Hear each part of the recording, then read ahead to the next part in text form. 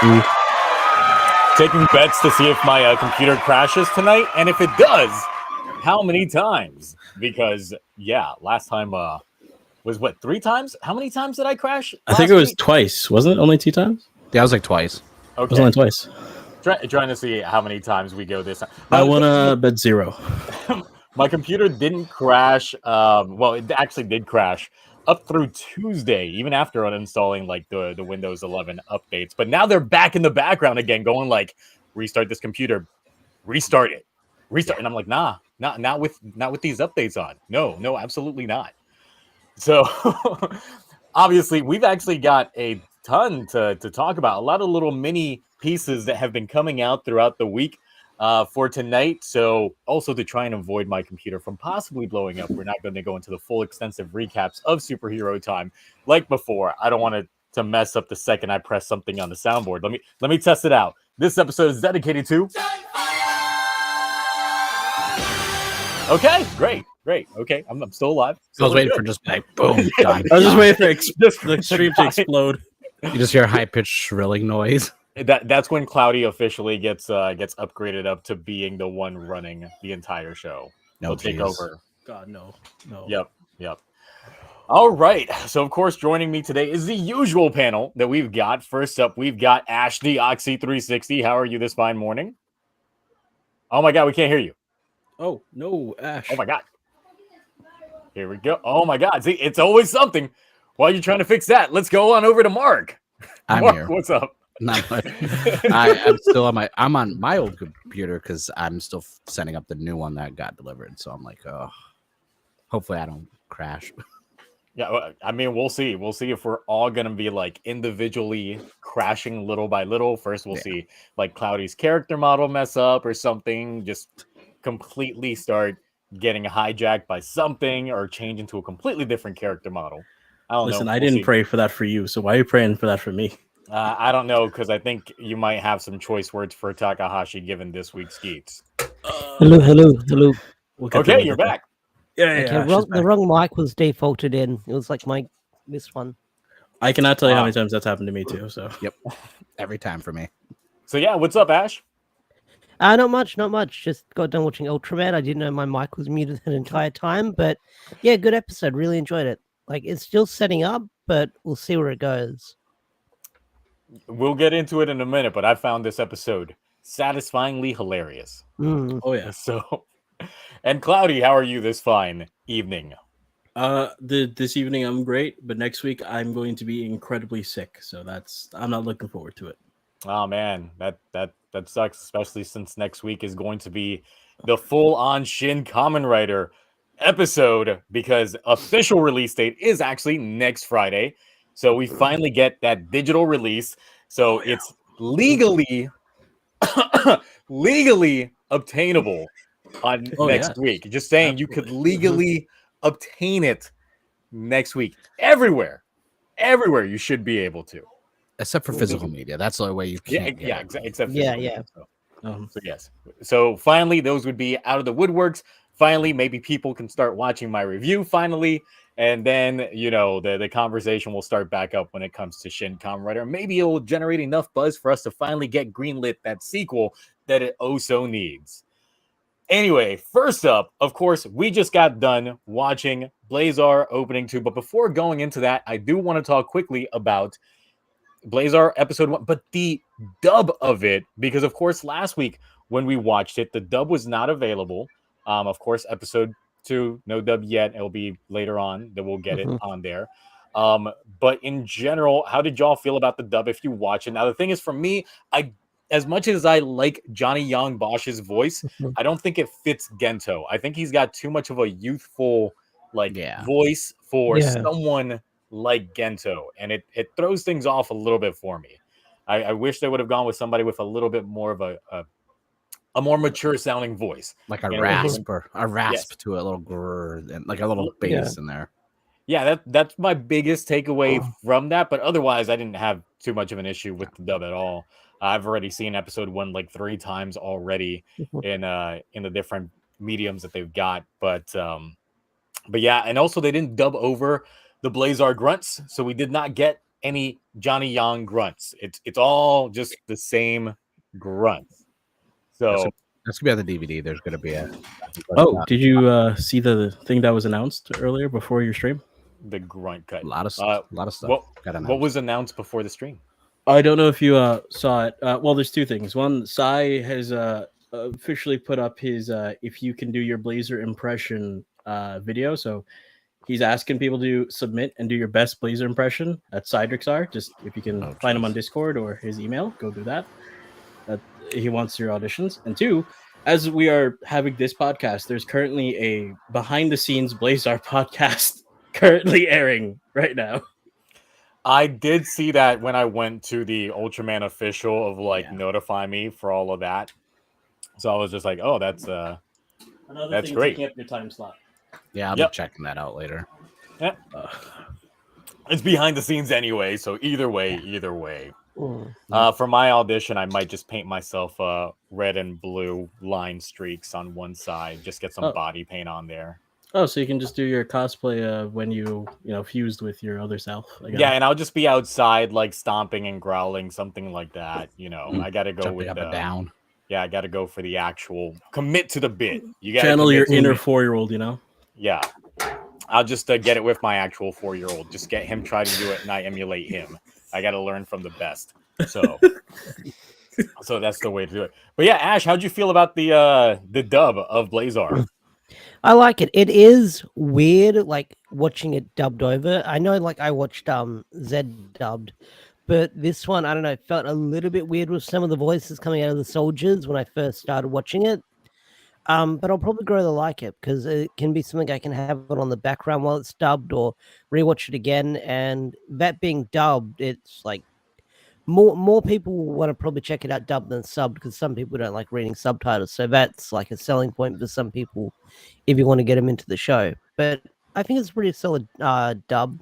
I like Johnny. I like him in a lot of things. So he'll probably I'm not saying he's bad in the role, but I'm sure he'll adapt to it and improve over time because it's a different thing that he's done from before. I don't think he's ever done anything like this before.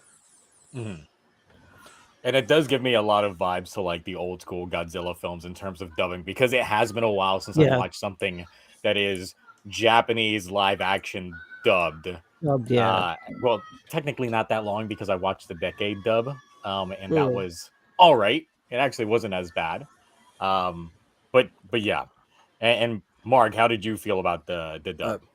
I have no real experience with live action dubs from a Toku standpoint. Obviously, I watch a lot of martial arts films, this, that, but the last thing I saw was Ultraman dubbed.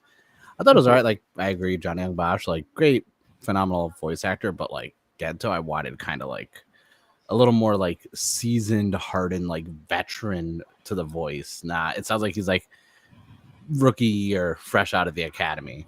Yeah. But it was good. I mean, I watched both because I reviewed the first episode. I was like, well, I got to watch both sides of it because I get the appeal of dubs. I even brought it up hey, I can multitask while dub's going on. I don't have to sit there and just stare at my screen the whole time. Yeah, that's what I did as well. When I watched the dub, I was just I've already seen the episode, but I'm just trying to hear the voices while they go on with it, and I'm just gonna do my own thing. So let's face it, we're getting an Ultraman simul dub within 12 hours of airing on YouTube, not behind a paywall somewhere. So it's it's a big deal. I saw the numbers even before it started. We had 1.2 thousand people waiting in the stream before it even started, and that was 20 minutes before it was going live. And episode 1 has over 4 million views now. Yes, which is faster than the other ones because I remember Trigger had 1.8 after the first almost week and a half. And Decker had just close to a little bit over 2 million after the first week. So the fact that it doubled it, I think. Yeah, because I know we talked about it, I think, at VC chat. And I was the fact that this already doubled, is more than both those combined. I mean, if you're looking at the trend, even money-wise, this is the trend ever since Decker. They've just been making way more money every time they've released a new Ultra season. Makes you wonder why Toei just doesn't try to do this. The money is there. It's free money. It's free money. It's less than free money, actually. It's It's So just I don't know, and especially like since they're probably not the biggest fan of the fan sub community in general. No. Literally, it's just like you can do it. Just do it yourself. Put it out there. It's whatever.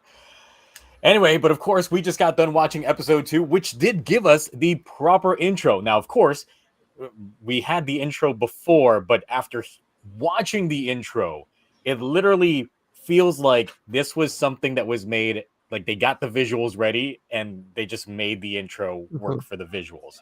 It's one of those songs that works as an opening, but not as like a standalone song in a way, because I was just like, okay, this hits differently once we have the visuals there, because everything is coming together. So I actually like the opening more now that I have all the visuals in place. So how'd you guys feel about having the intro now? I like it. It's really good. I like it. I like was it more really than good. the ending now, actually, Yeah. because the ending was better live, but the ending we got in the show, I think it's worse because they're auto tuning her voice, and they don't need to. She can sing just fine. But of course, this episode in general got the formation of the team. So of course, last week was all action. This one was establishing the crew for Scarred, the new division that's going in there.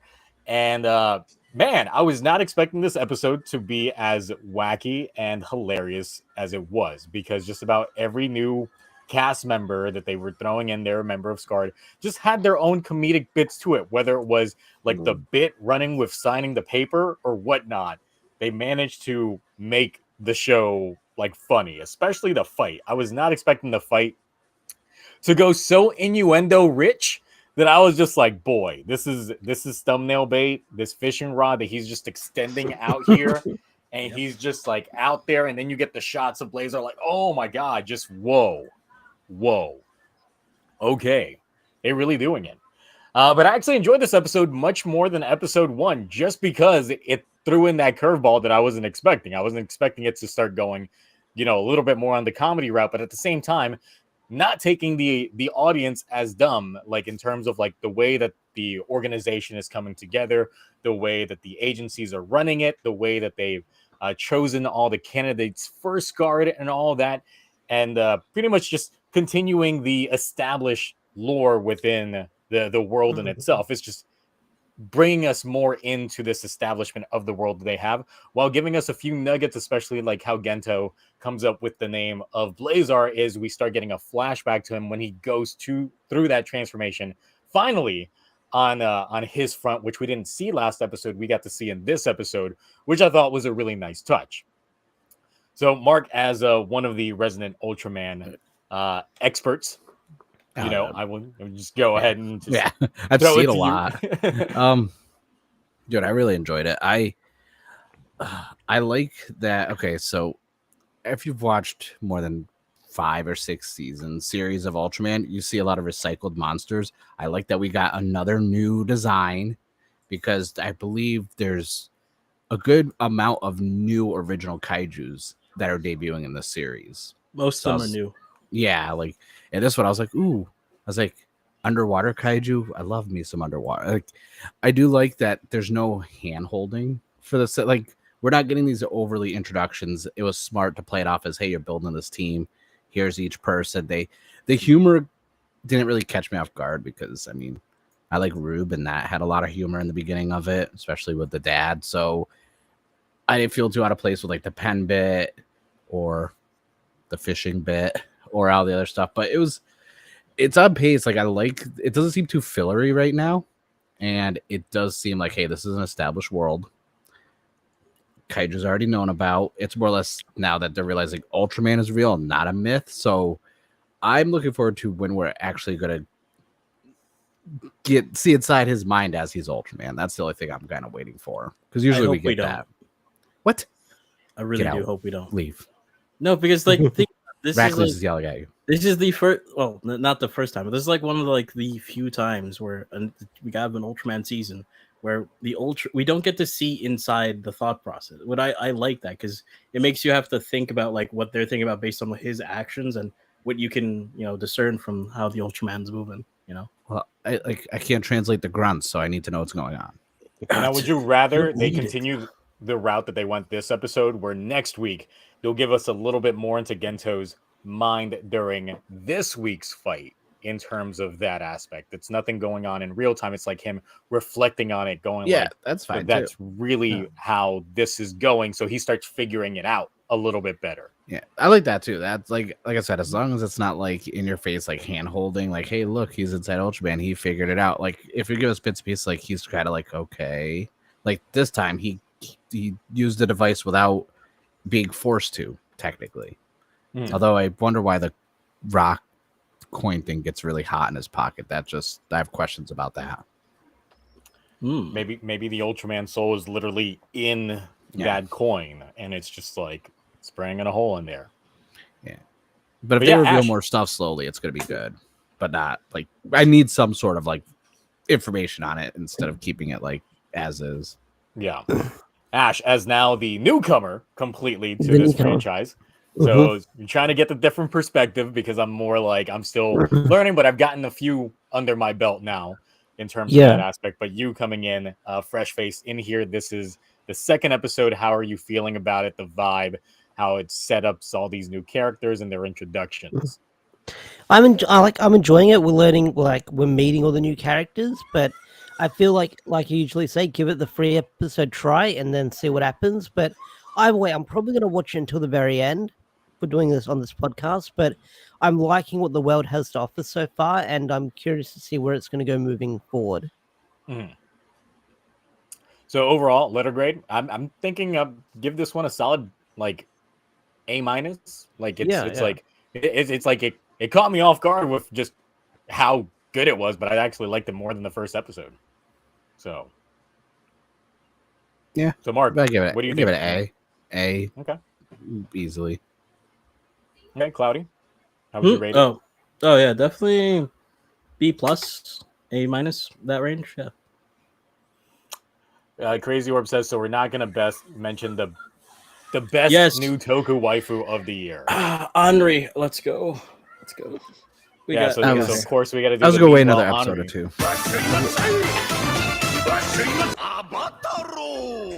We got her last week with the short shorts. This week we got personality, and she's actually not a stone face. That wasn't Henri last week. That was Emmy. Is it? Yeah. And Henri's the karate girl. I didn't care about the karate girl. I thought it was the other chick. Karate girl does nothing for me. The karate girl, you haven't seen her take her shirt off yet. Yeah, but that face though. You're going for short shorts, girl. All right. So Emmy, there we go. So I mean, if we want to start new waifu wars with Blazar, I'm fine with that. Ash, what's your letter grade? I didn't. Letter grade. I'd say A. Give it an A as well. Oh, nice. So I'm just like, okay, we can start new waifu wars for Blazar next week if y'all want to. I'm just saying, the potential's there. The potential is there. Oh, what did you guys think about the ending, though? I gotta ask. But the fishing scene? No, the captain. The chief being like, "Hey, I need you guys to beat the next monster with this thing, and not with Blazar." Well, see about that. It's pretty much Gento's face. It's like, I can't control it. It's like I'm gonna try to, but sometimes I can't control the coin. He's gonna be like, "Oh God, there's a form of sensation in my pants. I've got to go." It happens while he's inside of Earthgaron. The coin goes off, so he like breaks out of it as Ultraman growing big inside of the mecha and destroying it, which would be entertaining. I wonder if we're gonna start transitioning to 2 and 3 parters next week, because usually we don't get monsters dying this quick. Like I actually thought that this was gonna end up being a 2-parter, because I'm just like, they're bringing in like this new monster very late into the episode. So I was like, either this fight's gonna end the cliffhanger or it's gonna be a really quick fight. And it turned out being a really quick fight. Yeah, I know. And I was shocked about that because, one, it's a new suit, so I thought they didn't want to enjoy it more. So I don't know like the plot of Blazar, but either these fights can't be one-offs unless some of these monsters are coming back. Well, given that this monster like seemed already established within this world, because the fishermen were like, "Yeah, we've known about this monster for a while," And the fact that he's just like suddenly acting strange is weird. Makes me think that there's probably like a whole species of them underwater. I mean, we saw the lightning hit the water like right before he started going crazy. So maybe because if you've ever seen X, like that might actually be up to something. All right. It gave us the fishing scene, okay, with the Yeah. fishing pole. Like that's like the fight could have been That's all you 2 need. minutes long. That made it worth it. That was a little, I like, mean, that was- once he pulled out the giant lightning rod, I was just like, oh man, this again. Yep. But then like he used it as a fishing pole, and I was like, I whoa. know. I That was- Y'all love really- the creativity. Y'all I was really like, yes, I doing was like, this? that's my thumbnail right off the bat, like that. And then he extended that bitch. I was just like, you could do that? Yep. So I'm loving the creativity. Honestly, it's it was great. I can't wait. It was great. the Unexpected. humor works. It's not weird. Like, Mhm. so, like, if you get into like a lot of the humor side of Ultraman, this is slightly on brand, but it's not like the slapstick, childish humor. Like that was Mhm. just entertaining because it's like, oh look, a fishing rod. Like the irony of it all is like this weapon could turn into a fishing rod. What else could it turn into? Like if Exactly. there's bug, like fly, Can turn freaking into a kaijus is going to swatter. turn into a fly swatter. Like, Tennis racket. yeah, like there's so many options. I was like, okay, some versatility to it, which Ooh, I'm all I'm for it. thinking lasso at some point. dude, of course, it's Oh. lasso. Yeah. If he just whips from something Spider-Man style, like I don't know, like Oh. slings off the moon or something. Something Jumps crazy. off the side of a building and swings away. Yep. Listen, he lassos the moon to swing from. That's what he's gonna do. He lassos the moon, swings it around, hits the kaiju with it, puts the moon back in his place, and then just flies off. Exactly. Perfect. Complete G move. Complete G Yeah. move. Graf says an umbrella, dude. If he makes an umbrella with it, that's gonna be great. I think Because I will clip that with that Rihanna song, and I will put that in my review. It's I just- want it just to see it. or just a cane, just a regular cane. Just walking with a limp and Yeah, a well, cane yep, just makes it into a cane and then with a just blazer beats. on. Oh my god. It's gonna be the episode where like Gento gets transformed into a really old man, but then he transforms, and then Blazar's gonna have like a beard or something, and then he's just gonna make it into a cane. In the Like, dub, oh Johnny my Young God. Bosch is gonna sound younger. Oh my god. They're gonna get his complete child voice. Oh my god, that'd be great. All right, so let's move on to superhero time. Superhero time starts now. Now, I'm not going to do the full recap on it because I don't want to accidentally destroy my computer on accident or anything like that, Yeah. just in case. So, real quickly, when it comes to this week's Geeks, we did get a brand new world from Kawa, which, like every world reset, it kind of undoes things from the previous like iteration, but then not all of it, which is like it's weird in a way because it's like every time there's a world reset, it's like everything typically like hard resets. But of course, the moves that Ace did before in terms of giving people drivers and ID cores and things like that to his chosen few still remained intact. It wasn't fully a reset. You know who did come back though? Sarah and his parents, and they're dead. Ugh. Almost as soon as the episode starts, they're back and they're dead again. And I was just like, wow, this is hilarious. Did she not This get is her flowers hilarious. just for that? Yep. It's like you really brought back everyone. You had a whole half a year to think about this wish that you've had cooking up since episode 12. Like, you've had this wish. You never once thought, hey, maybe bad people are going to come along with it too, because there's been a lot of people in this DGP. Never thought of it. Never thought of it. So, of course, that's the thing that happens. A lot of two bad people come back in terms of this episode. Though how they get their drivers, ID cores back or anything like that doesn't get explained. It doesn't get it. It's like you think you bring back all former like BGP casualties, including contestants, it'd be a lot of writers on the scene, which is why in the preview I thought that when we saw like all those the gang writers, that it would be that they were all writers. No, they were just people. They were just people serving this new guy, and that was it. That was the entire bit, which Kawa does in like a simple move, and everybody rocks the fashion statement. How they all got the new fit with the tycoon like gear and everything right away, I don't know. Maybe Beroba was crocheting in the background or something. They were prepping for this. Kekera had already made his Etsy order or something. They were just ready. for Keiwa to just go ahead and do this guy in. But yeah, this episode, I was really hyped for it. But then there's a lot of things that just happened with this episode that I'm just like these writers. They introduced these 2 new writers, and I don't know how they're doing as much damage with armed buckles, but hey, they're doing it. And then how they magically get selected to be part of this all, we don't really know, unless like Beroba just was like, hey, I remember this guy from back when I was like something like that. Like a little, just one line alone could fix so many issues with a lot of different introductions of these characters, but they don't do it. But the big thing is that apparently one of the DGP contestants was the one responsible for Akari's, situation. Trying to be mindful with my words because lately YouTube has been like unmonetizing these videos because of things being That said. TOS is rough. Yeah. Yeah, it has been. So yeah, it's, and this in itself, this new guy kind of opens up another can of worms, because either he was a writer during the events, 11 years ago, or he became a writer afterwards. This is something we don't know.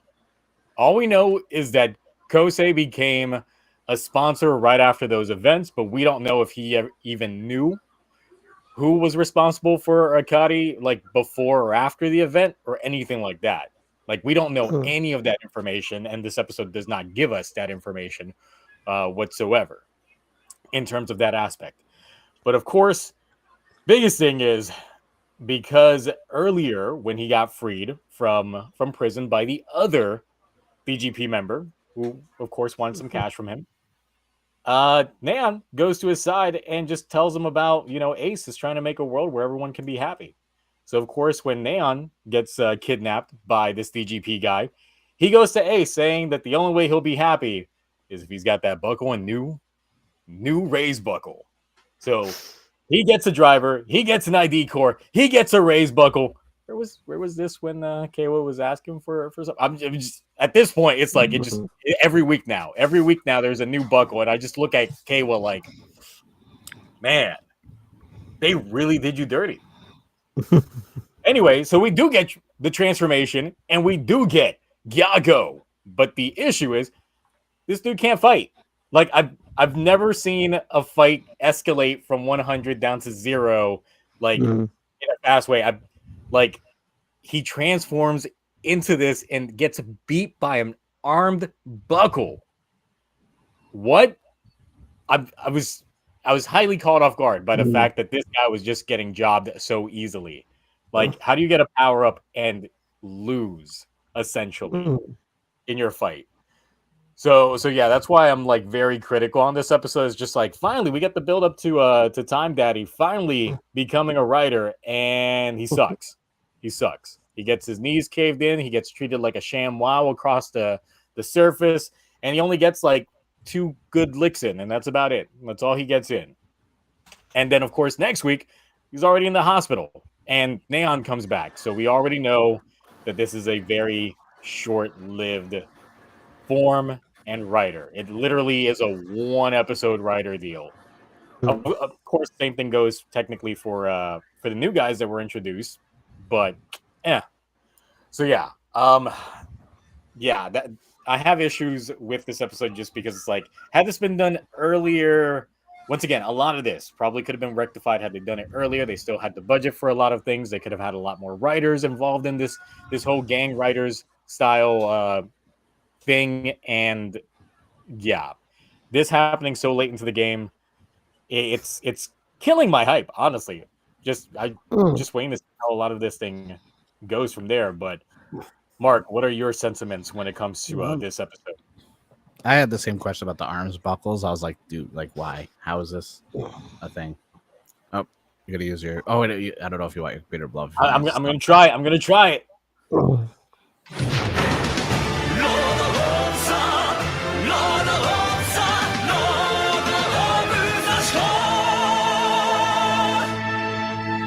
I here? Am I okay? Okay, great. You live. We got a super chat from now. Watch it like while I'm in the middle of reading this.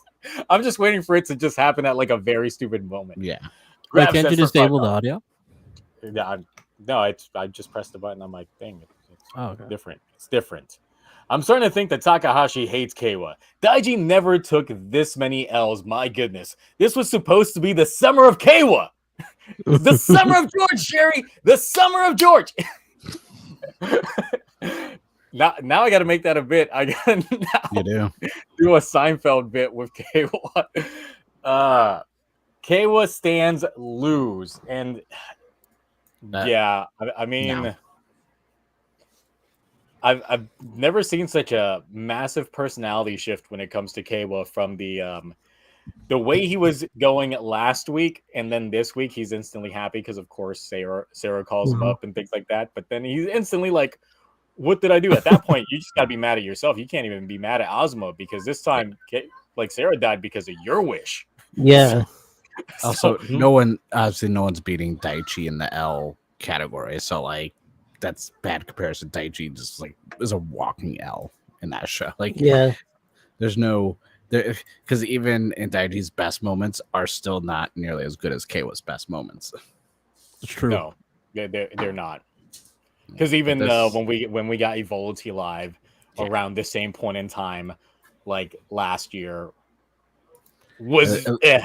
At least Keiwa's suits when he gets upgrades don't change color. Oh yeah, the That's thunder stuff. suits. Oh god. From scene to scene. Just and saying. even though like Keiwa did get a Kit Bash suit at the end, like at least his upgrade buckle is getting released at the same time as his got announced at the same time as released. Meanwhile, like the whole new I forgot which Perfect light wing thing. Yeah, Perfect Wing didn't finally get an announcement until months after the show ended. Yes, there's so much stuff from Revice that came out during Geats. Yep. And I forgot I pre-ordered. Like, no, so I can't really compare Keiwa and Daichi. Plus, like, let's face it, Keiwa's the main character. Daichi is the tertiary.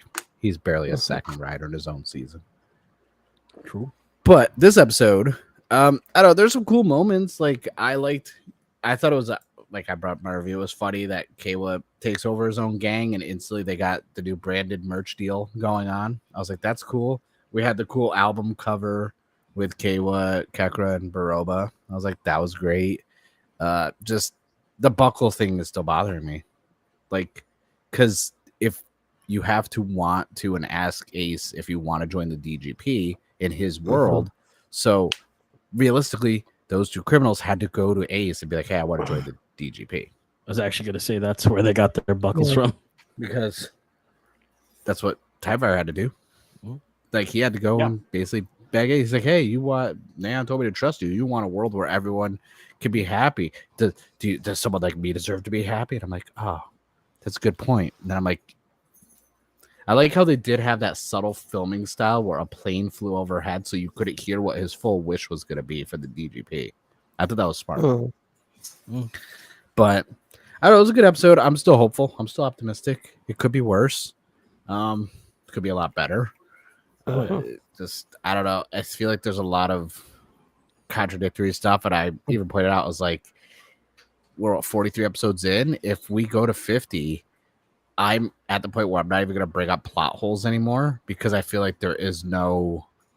they're not going to be able to fix everything. There's no point, really. They have to use V Cinema to retcon shit, or it's just... Summer movie, winter movie. Yeah. But even then, it's like I should have to rely on V Cinemas and movies to fix plot holes. Yeah, the supplemental content is exactly that, but it's like a lot of this stuff could literally be fixed with just like one line, one scene, add into like every episode. Like for this one, they could have really just thrown off like one line from like Jito or like Beroba and Jito talking or something like that, going like, why'd you give those two drivers and not the other returned writers? And he could have just said something like, oh, they'll get their time first. I'm just testing these guys. Something like that, just to tell us it's like, hey, there's going to be more evil writers coming out, but they like Jito's just trying to cook a plan right now, just seeing what sticks. Yeah. And then also the fact that I've had to put this out to a few people in comments. Everyone's asking about like previous writers like Depan and this, that. I'm like, people who are like just retired were not didn't lose Yeah. their lives or anything. Like they No. were just, hey, you're retired. You cannot be a commentator again. They don't come back with their switch because they weren't gone. That's why they're Yeah, they not. weren't dead. They're not writers. So, But I've had this apparently way. that man is indeed returning though. So Oh, of course he's gonna return because I mean, let's face it. there's a reason why Win has not transformed yet, and it's because they repainted his helmet. And I brought that back. up. Yeah, and I've brought that up a few times. I'm like, why isn't Win back? I was like, oh, they're repainting. I was like, you're telling me you couldn't make 2 freaking helmets? Like, Yep. cheap. Yeah. Toei, you're cheap. How are you that cheap? You But get I mean, so this much- is the You cheapest get so season. much money from me for merch. You could afford a couple suits just from what I buy alone. Considering But how that's the cheap it stupidest is. thing. this That season. that kind of also defeats the purpose of even bringing back Win. If he's not even going to transform at all, he's literally just like chilling it in the salon with Ace. Like, Yeah. that's a bad dude. You're Mhm. right. You're gonna do anything about it? Nah, I can't transform anymore. I did debate Yeah, the and I joke can't 'cause make you a buckle or a decor. You can't do anything. Yeah. He's like, you're gonna be my private investigator. Because I made the joke we get like a crossover with Double where Win starts his own rival private investigation like company, and we get a Double crossover because that's all he is now. He's just, I'm gonna solve these problems, and he solves them really quickly for someone who was just a guitar player at a failed band. And Mm. probably only worked staff at the DGP for like 6 months, and that was about it. Real quick, Destruction X asks, do you think that they should go back to having less than few writers than we've been having? Yes, that's been one of my biggest sticking points and talking points. Is I'm gonna have a hard time committing to Gachard if they instantly, like during the presser, go like, we're gonna start off with 5 writers, and I'm gonna be like, nah, stop, no, I'm tired of this. Like, this has been an issue. Like, you guys can't focus on this many characters. You guys have a track record of not being able to focus on this many characters. Go back to, like, I think 3 writers might be the sweet spot. Like 3, 4, something like that. Definitely no more than 4. Yeah. Mm. And the thing with Geats is obviously, like, we've gotten so many writers. But of course it's like they're going to argue, but we've stayed a consistent 4 main characters. Yeah, but it doesn't help when you introduce like 50 other side characters every other arc, and then you're going to spend some time to develop them, and that's going to take away time from all the other characters, especially when we know that these guys aren't going to stick, or they're going to get reset out of the way once the next game starts and you're going to introduce a new set of characters. So they kind of ran themselves into a corner when it comes to all that. So, Ash, how'd you feel about this week's episode of Geeks? I enjoyed it. Like, I'm just in for the ride for Gates. Like, it was cool finally seeing TimeDaddy transform. Like, I was wondering if they'd do it or not, but when we finally got to it, that was great to see. His fighting style kind of shit because this guy's had no fighting experience, so he's kind of flailing around. Like, he did his best, but his best was not enough. And then Bebera had to get involved, of course. So we got that. But yeah, Kay was Wish, like, went the shit right away as soon as the episode started. But yeah, like, the show's got its flaws that we're talking about, but it's just like, I don't know how they're gonna wrap this up within like how many episodes, because isn't it a break after next week or something like that? Possibly sports. I think the sports start early August, so yes, I think it is. Yeah. The week like in after. 2. Yeah. Yeah. So that's But yeah. gonna suck. And the main thing about that is, I think, like on the Gachard side of things, I think the current statement is that Gachard's probably not gonna start until September, which has been Ooh. like, this is the first time in a long time that we've had a writer start in September, because normally they start in August. Didn't Gates start in early September? No, it started in late August as well. No, it started on September 4th. Oh, did it? Early. Yeah. Okay. Oh yeah, because Revise they wanted to do the 50 episodes because they wanted to do that. They didn't need to. Revise But didn't they need to do wanted. 50 episodes, but they did it. Mm. So yeah. I will say about TimeDaddy's fighting style, going back to all the prison comments that seem to be like a reoccurring thing. This man was in jail for like, I don't know, like 3 weeks, you'd think he would have picked up something, but then again, the way Uh, that he he was was, in- yeah, he he was was in just rich in regular people jail. casual clothes. So I'm just like, they probably just had him in He was like playing solitary, tennis, you know. holding cell, like the rich people jail. Oh, we got another one from Graph. Testing it again.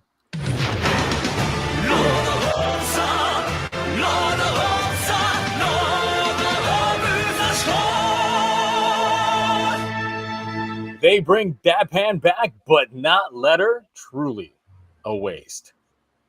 Well, I think didn't the Letter that was a retool of Mary, like what helmets did they reuse for I these don't- two new guys? Because I know they reused like the helmets on there. Yeah, I'm trying to Because think that's which all one they it do. was. But at this point, it's just like it just becomes like, how many times can they rearrange a specific helmet? And also, like, just thinking back to it, it's just like, man, Sarah became a writer just to become nothing because you can't even, she wasn't even a writer in this reset world. But these two guys were. Once again, it's like the inconsistency. Like, you return people and you make former writers, but not all the former writers are writers. So it's like, just one line or something that could have been thrown in there just to do it. But it's whatever when it comes to that. So I've got the wiki up now. The serial killer guy. Oh, sorry, I shouldn't have said. The He eats a lot of cereal. There we go. yeah, Get the serial eater guy. Sorry, slip of the tongue. According to the wiki, his helmet is retooled from Mary's, but modifications made from Habaki's, so Sarah's. And then the guy that Kawa bodied, his helmet is tooled from Sarah's as well, and Mary's as well. So they basically use Sarah's and Mary's to define. It's the same helmet in the episode. I knew something looked like oddly familiar. They literally retooled the same helmet in the same episode. That's funny. That's funny, man. The budget. I'm like, what's going on, Toei, with these budgetary constraints? So of course, this episode we did get the fantasy buckle, which is a retool of the ninja buckle in itself because it's the same exact mechanic. Once again, on there, not exactly the way that I thought the fantasy buckle would look, but it is retooling some aspects from Tattle Fantasy from Exade. And I think the wiki stated that they're using the sleeves from Holy Live, so RIP that suit. I mean, that was the true upgrade, but then they decided, nah, we got to bring back Kagero. So there it is.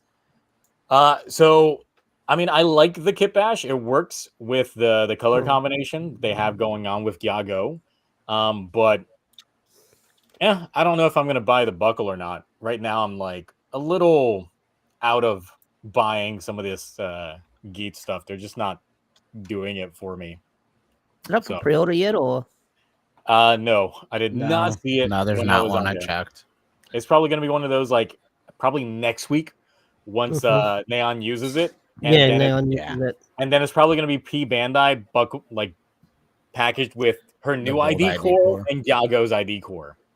That ID was nice looking though. I like that gold on it. I was like, ooh, that's nice. Yeah, I want one. That's probably why they're just waiting until next week. Next week, come Sunday, you already know it's probably going to be up there. Or But they're tomorrow, probably going to be yeah. like, if you want the Gyago ID core, you got to pre-order this before the end of the week, Right. or else you're just going to get neons. Yeah, it's gonna be like the lottery where it's like you have a chance. It's like, shh, man. Sucks for all of you guys pre-ordering that Memorial Laser Raise Riser right now. Yeah, I'm probably not gonna pre-order the fantasy buckle just because I don't know if anyone saw this or not. The CSM for Kamen Rider Blade got reissued. Oh, which means did it? which means I can keep one factory sealed and buy a new one to open and play with. I only saw the Legend Blade buckle, and I was looks like trash. It does look like trash, so and I was bad. like tempted to just getting it for a bit, but by the time for it a bit, releases, yeah. the bit would pass. So Yeah. No, the we'll see. reissue one is coming out in January, and it's 600, which still isn't bad because it's the full kit that comes with the blade rouser, the absorber. The best thing about it is the projector that wirelessly syncs to the buckle, so it does the card on the wall when you go to Henshin. Ooh, nice. It's good Yeah, for a bit.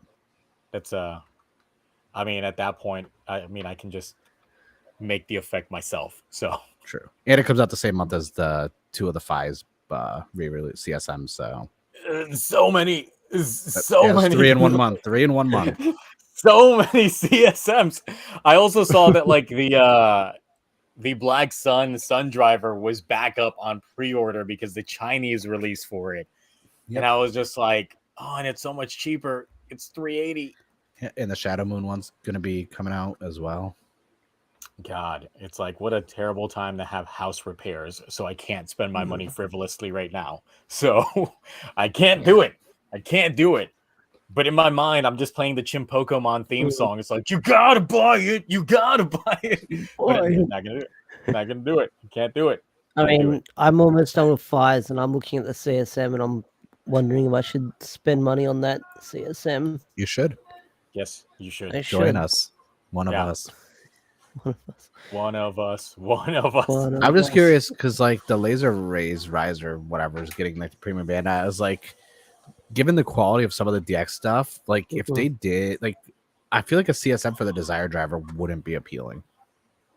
No, I mean I think that's part of the reason why they released the CSM like belt buckle. I mean Yeah. the belt strap for it like early on was because they were like, yeah, you can just go this route. It's the same. It's whatever. Yeah, I just think a lot of Reiwa stuff wouldn't be able to get CSMs because the DX ones are already high quality. Yeah. Yeah. I mean, I can see it happening. Well, see, it just needs to be something that stays with a lot of the earlier shows. Because even going back to like even more recent, like Heisei 2 ones, like I don't think Build necessarily needs a CSM because that's a really good quality DX as well. Yeah. ZQ driver, I mean, it's small, but at the same time, it's also a good driver. It's like there's not that many improvements that you can make upon there besides adding in some more functionality. And if you're just going to add in some more functionality or add in the OST, then just release it as a memorial edition or something like that. Yeah. And I'm gonna like not commit to the bit, but like comparing the Sengoku like CSM to the DX from Gaim, like the CSM was a necessity to be made because it's leaps and bounds higher quality than the DX version, and I don't even like Gaim that much. Well, we got another one. This time I'm gonna do.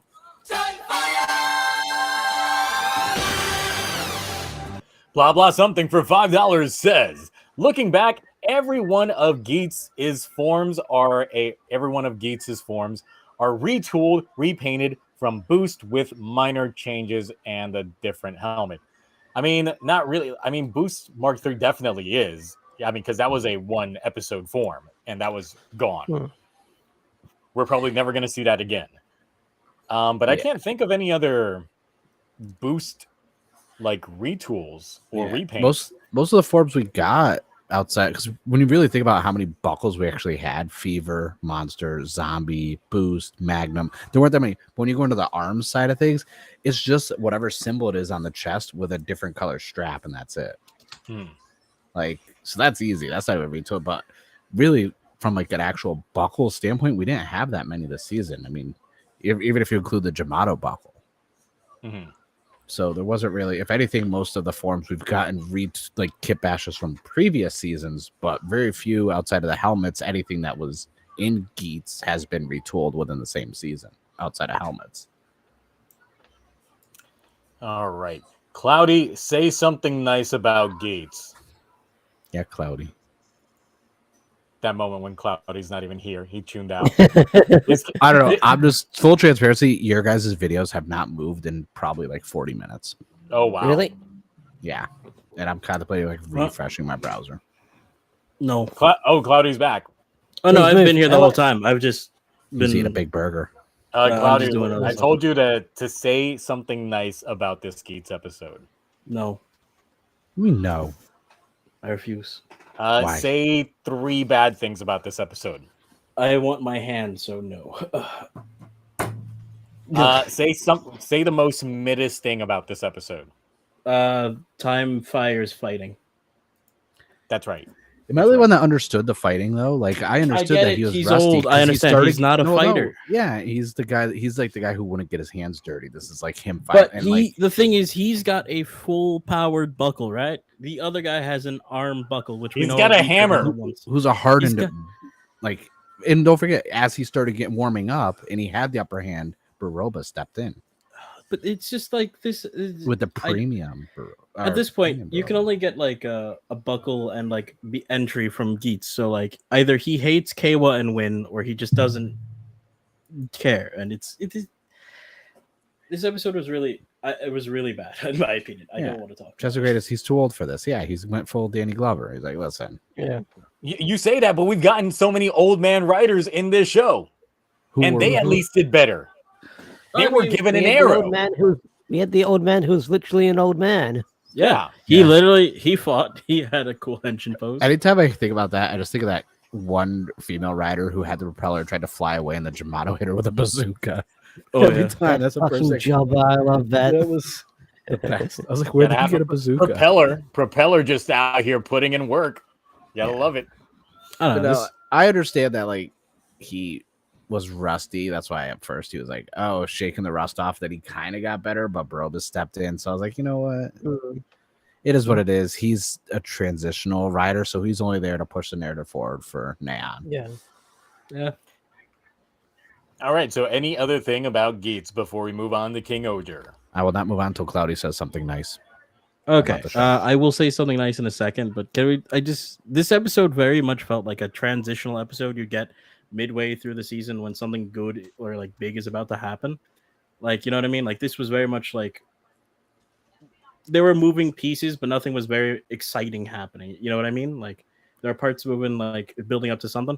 It didn't feel like an episode you'd get towards the like end of the show. Like the show's got like what, 6? Yeah, I 7 episodes? love world building an episode 43. It's the best time to world build. I do about have. it. There's stuff I do like. It's just this is so late in the game. It just annoys me. Well, that's the thing. Is like I was thinking about it, like filler episodes we could have cut out. Realistically, if we cut out all the filler episodes, we'd be on episode like 29 or 30 right now. Maybe. At the most, Yeah. episode 32. Mm-hmm. So it's like, yeah, this is like I said, plot holes. Like nothing's gonna be fixed. Like not everything. Some stuff will get resolutions to them, but we're gonna get a lot of oh, remember that in episode like 15? Oh yeah, no, that never got touched on, and that seemed like it would be something that's important. What happened in episode 15? I don't know. That was just a It's been a random while. number I pulled. That Okay. was just a random episode. That I'm sure was something. right before- That was still when the right show's before good. Rory was about to throw hands. Yeah, That was so when I'm we sure got something the happened hands. there. We got the Something 16. happened there. I think that's when Niram and Ace actually Because sat I down know the first episode time. 16 is when Win got blown up and then Girori Yeah. got beat up. That was technically Chris, like right that was after it. before the break. Yeah. Yeah. So I'm sure something cool happened that like was never followed up on. So Probably. there's a lot of shit going on there. Speaking of a lot of shit going on, of course, King Oger had a lot of shit going on because the Bugnaroks have taken over Shugadam, but they're using King Raculus over as their big mouthpiece for everything. So of course, this episode just was weird because of course Raculus goes to full coward mode this week. So it was a little bit of a tonal whiplash for the character because he's normally a little bit more calculated, more calm, cool, collected, but then he definitely felt completely out of his element in this week's episode when it comes to a lot of the things going on. To the point that, of course, everybody starts forming their own ways to try to deal with the entire matters that are at hand. But it really ultimately comes down to our two like damaged fools from previously, because of course we got Yanma, who's got his shit caved in like last week, and Jeremy, who got his emotions caved in the last 2 weeks. So of course those two plot and scheme their own different ways to get back at their unifying thread, which is Raculus. It's nice to know that everyone just hating on Raculus is what's technically binding everyone together, just their complete disdain over this man. And of course, we get Gira finally returning back to Shugadam to some mixed public opinion. Of course, we get the heartwarming scene with him meeting back with his his friends from the orphanage as they're being ambushed by some Bugnaroks. But then afterwards, the public is like a little weird because they're like, oh, great, we got to deal with bugs. And then we got the Tyrant King out here about to like wreck some shit. But then one guy's like, why does he look like he's helping us though? You're right. So it's like the perceived public reception is there minus one hat guy that's not there. Yeah, Right. it's been a while since we've seen Oh him. Like, my it's God. got rejected. Been missing. I'm just like, where's hat guy at? He was killed off screen. Did you notice Hat Guy hasn't been showing up since I stopped wearing the hat? Oh my God. Oh my God. There it is. That makes sense. Throw it in. You need a hat. He's next my, week. he's my avatar. Oh my God. You just summon him with the hat. I do. Just put it on. and Just do shows like up. a time fire style henshin. You just throw your hat up in the air and you just pull out and just say like hat guy, and then he just gets summoned, or you transform into him. That's it. Listen, I'll commit to that bit if you do the editing for it. Mark's just like, it got his direct got line time to Toei about it. Hey, it's completely possible that we get all that.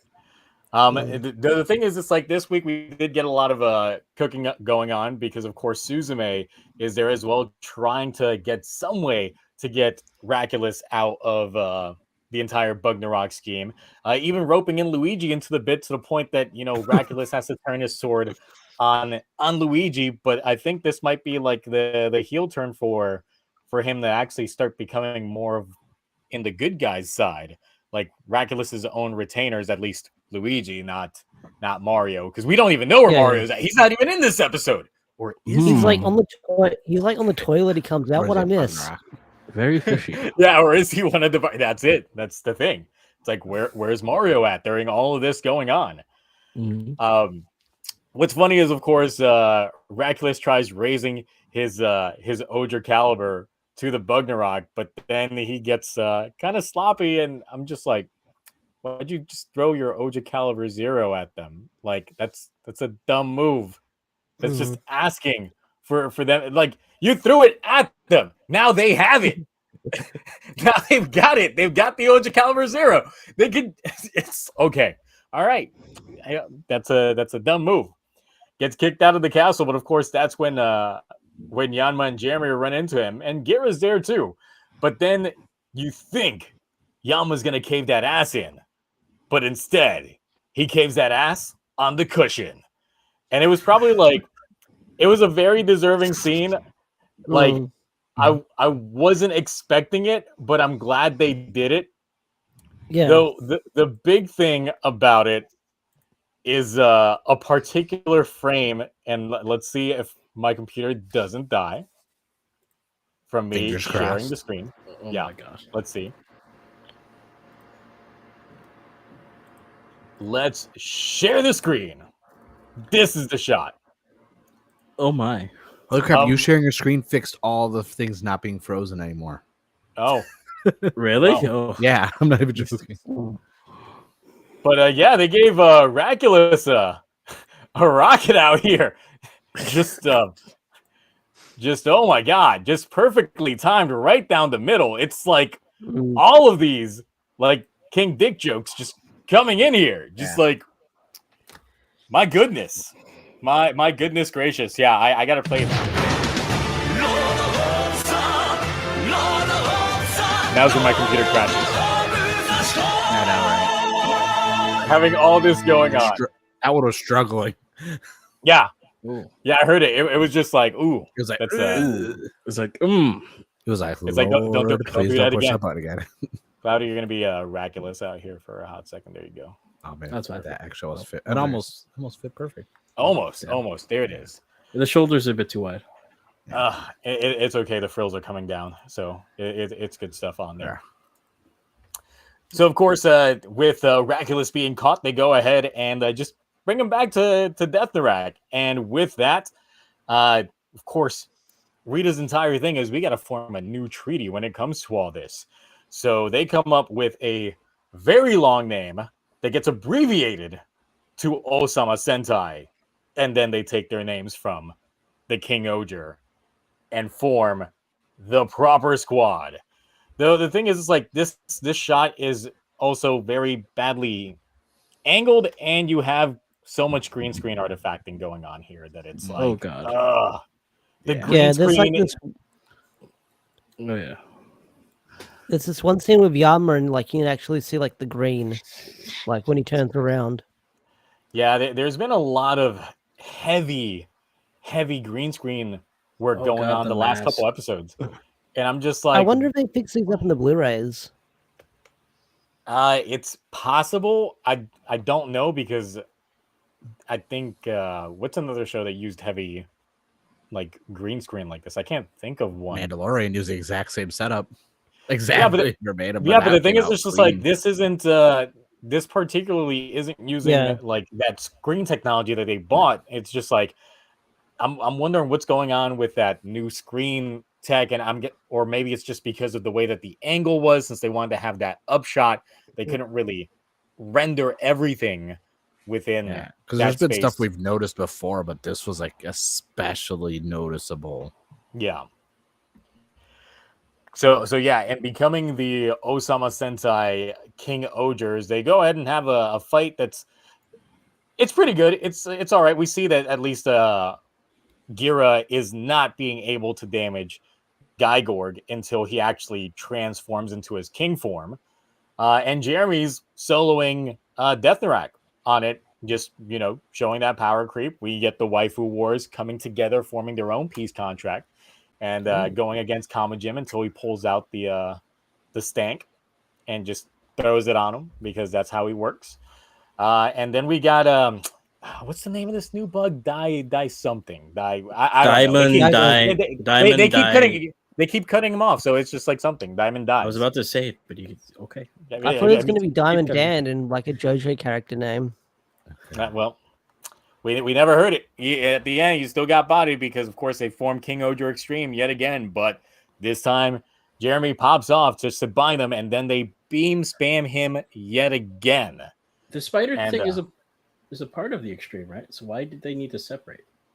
I guess so he can get his shot lined up right. Yeah. Even though technically when they do the beam spam, that part, the abdomen is right there in the front. So there really wasn't a need to do it. Yeah, that's what I but, mean. It's aesthetics. It's aesthetics. Yeah. Okay. No explanation. Yeah, there's no real explanation needed for it. But of course, after all that, they try to decide what they got to do with Radulus.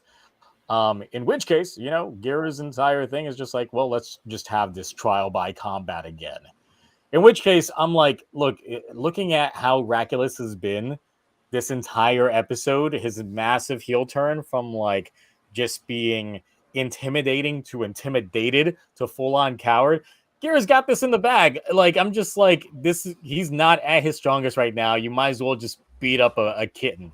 Like, there's not going to be that much of a fight. It's going to feel awkward in that sense that we got that going on next week, but we'll see.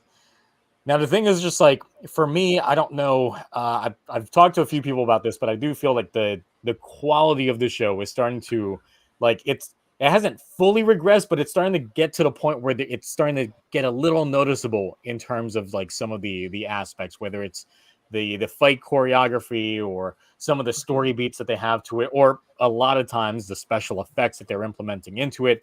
The King Oger in itself, ever since they formed the King Oger Extreme, it's just like, even the Meg fights aren't doing it because he's so clunky, and of course it's Suitmation, so they can't really do much. At that point, I'm just begging them to go CG in certain aspects because maybe it might make the fights more exciting in a way, but I don't know. It just seems like there is a few quality dips from what we had before. We might have just been eating good for so many weeks that now it's just like they take a little bit of a chill break, and it's just like, wait, what happened? Like, like you're giving me 90%. It's more noticeable when you get like top quality for like a good over a dozen and a half episodes, and you get one that's just not, and you're like, wait a minute, is the show failing now? I'm like, what? No. Why are you failing? No, don't do it. It's not. I don't think it's failing. No, well, I'm going off of the cool kids internet lingo, where like one show has one bad episode after like 15 or 16, and then it's like, oh, it's failing. Oh It's gonna god, get it's all canceled. downhill now. It's gonna get It's canceled. one horrible episode. Jesus. Yeah. It was Well, a the thing horrible is, episode. so Mark, last week Yeah. when you were on, you had not watched the episode before this one. Yeah, I'm caught up on everything now. Okay, so in terms of that, like, of course, last week I started feeling that that's when some quality bits Yeah, started. I've hitting. noticed, like, especially CG, because I mean, let's face it, I noticed the green screen. I like the tech side of that, and like that's one of the things that drew me into it because I was like, oh, they got real exoskeleton things they're wearing, this new technology they're using. I've noticed that my issue with the quality ever since they had the Legend King Oja, I was like, okay, what's the power scaling going to be like with these mechas now? Mhm. And so even with the new one, the extreme one, I was like, it's so bulky, and I don't mind a good bulky mecha, but like, I'm just like, what else are unless they're like the mecha side of things? I'm like, it's only going to get bulkier because we've seen the scans and the leaks, and I'm like, oh no, like So for me, like now the music's always good, but the fighting with the King Oja, this and that's kind of like my least favorite part of the show now. Mhm. Yeah, this was the But- first time in a long time, at least watching the show, that the meg fights were hitting in the beginning. Because normally I'm one of those guys that tunes out of the meg fights. Yeah, But King Oja was drawing me back in because they were making it feel kind of like mecha anime. But now it's just like, and we're back to like the Sentai tropiness of like, yeah, we're just gonna move like this and that's it. Got it. Oh, we got Bird of the End Nope. real fast. Let me get this one real quick and kill the computer while we're at it. Let's see.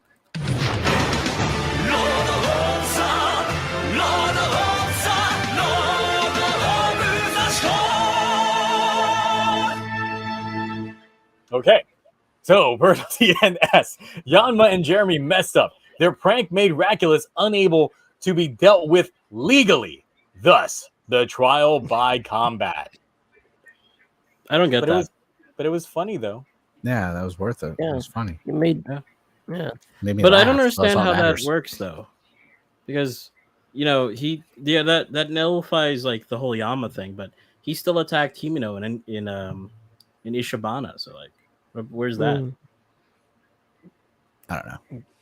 Yeah, there's certain things in terms of those different aspects that we have there, and either way, it's like the preview alone already made it seem like Gira wins already. Yeah. Like, Yeah. I'm like, wow, don't hide anything. Like trailer for next week, really? Like, don't Right. keep me in suspense or anything. Just go ahead and give me the answer right there. It makes me think that like that fight's gonna happen like the first 5 minutes, and it's done within the first 5 minutes. Right. But So so we got fighting. So you brought it up, and I'm gonna reiterate and kind of co-sign that. Like the fight choreographs, like the first like handful of episodes, it was cool, but I feel like it's repetitive of the same moves now and the same camera cuts. And it's that I was just like, I get it, you can only fight so many different types of way, but it's like when it's the same cannon fodder, like minions, it's that, and I'm like, I Mhm. am enjoying like all the character stuff in this show. And it's gonna be like, okay, the mecha fights, that's kind of secondary, and like how the other fighting, it's like, okay, now I'm just watching this for the story because I'm not getting Yeah. lured in as much with the fighting because it's this many episodes in, we've kind of seen all the same fighting moves. mhm. And I don't like that Like- Gira has a king form because there's only one king form in all of Toku. Mhm. So, it's not Gira. Kenzuki will not stand for it. But I mean, he is sitting on a bench. Yeah. So of course he's not standing for it. bench. So the bench is the final form. But Oh god. hey, No, don't I ruin my ending bit for Galaxy Blade. Shush. listen, there's no statute of limitations on that spoiler. Because everyone has seen that show knows. But I don't think there's like the quality of the show itself isn't gone down for me. It's just I'm starting to, I don't know if it's just because I'm starting to nitpick the green screen more, or if I'm maybe so used to how this filming style is, I'm now seeing more of the issues with using the green screen. Because I don't know if we had this many issues early on or not. Yeah, that's one thing that we'll probably have to go back and just like look at the first couple of episodes just to see Mhm. if now, because we've gotten so used to it, if we can pick things out as much as we did. Now, of course, the first episode did have some of its moments. I remember specifically like Gira's first henshin was definitely very green screen bad, especially with the panning camera angles and then slight adjustment to it, which they actually did have in this episode as well, when Guy Gorg was about to to lunge at Gira when he was in his king form, they did a split-second cut, and you can tell because in one shot, like his legs are split apart as it's getting closer to him, but then in one frame later, they're together and he's winding up the slash. And it's like one of those weird jump cuts, but I noticed that the first time I watched the episode, just because, of course, when you start getting into like editing your own videos and see all these things frame by frame, you start picking things up, even in your first watch, that some people might not notice. Like Little Gold Guy in that one episode of Saber that I pointed out during that one stream that apparently no one noticed. But hey, there's that. So yeah. Ash, what did you think about this week? And especially, like, do you think that, like, at least in terms of quality, are you noticing any slight dips or anything like that, or you still think it's being as consistent as it has been?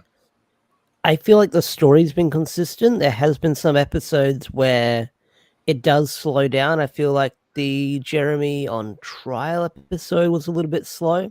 That one where, I think it was that one, 14, I think, maybe. That one felt a little bit slow, but what you guys have been saying, like the fight scenes haven't wowed me too much. It was cool seeing that big team up fight amongst everyone. Like Jeremy's got some cool moves because he does the Spider-Man quips everywhere. But I feel like the last fight to truly blow me away in King Oja was the Defner Rock fight where Gira had the wings fight, like the wings come out and everyone teamed up on him. Yeah, that's That was really cool. that's the episode that I keep going back to, because the thing is, of course, this episode we had the roll call again. The last time we had a roll call was during that episode that you mentioned, which was episode 10, which hit all those same notes. We had the roll call, we had the fight. Though what's weird is in that episode they called themselves Osama Sentai, but they didn't go with the long abbreviation. This episode, like, I went back and watched that episode right after watching this one, because I'm just like, wait, they did the roll call before, and I could have sworn they called themselves Osama Sentai, and then afterwards they summoned King Oger, thus making it seem like the effect. But then this episode they kind of like retconned it in a way by throwing in the really long menial name for the task force, and then saying that they take their name from their god, King Oger. Yeah. And all that. They should have been gaslighting me. What have they been calling themselves when they do the roll call? I've kind of forgotten. They haven't. They didn't. Oh, they haven't. Okay. Yeah, so technically, like, they only really name. did the roll call one other time before this, which was episode 10. Right. Okay then. Okay, so it's like the roll call, not saying the Sentai team. Okay. Yes. But they did like all the different phrases and stuff during that episode, which was a cool moment, especially with all the background instrumentals hitting the instrumental track for Inferno going on as they're all saying the lore of the 5 kings and all that stuff coming together. But then in this episode, similar beat, but I felt it was done better in that previous episode than in this one. So that's why when I gave my rating for this episode, I went back and watched it then, and I was like, no, this was done way better then. The fighting was better. The roll call was better. The Meg fight was better. All of that was way better in that episode than what we got here. This seemed like a take 2 of it, but just not as good. Like, I'm going to copy your homework, just not as good. But yeah, anything else about this episode? Like, how'd you feel about, like, Raculus being a goofball this entire episode? Like, that was fun. It's cool to see him get his comeuppance. He's been so kind of stoic and the same, and so many. Like, I was like, it's kind of nice, I guess. Like, it didn't change my opinion of him. He's still a dick, but yeah. I'm just like, it's hard for him to go back to being the way that he was after an episode like this, though. I don't think he can, though. Yeah. I think that's the point. Because that's the unless he doubles down and he sits on another cushion. Yeah. What, a cushion that just makes him gain back his confidence? Yes. Yeah. It's just confetti and like those like trucker female like silhouette cardboard cutouts flying around him, and he's like, "All right, I'm back." And then it's just gonna say "You are the king" as like he sits down at it, and it's gonna plop down a Burger King crown. Yep. Yeah. However this Gira fight goes, I guess if Gira does win, it's definitely gonna make him be it's going to humble him and put him in his place. So I get the feeling that Raculus might disappear for a bit, and then when he comes back, he might be like redeemed, that typical trope. I don't know. As a wrestling hope not. fan, God, if no. Guerrero wins, they need to have their rubber match at SummerSlam or WrestleMania. Yeah. So they still need their tie-breaking fight. Mm-hmm. And Look, so all I'm saying Raki's is gonna hit the juice, hit the gym. just put the crown on top of a ladder and have them watch that. fight it out while they're climbing the ladder. Yeah. You think I Oh, won't, like a money you think I match. won't make them a 2K23 and do a sim of that? I will. Just do it.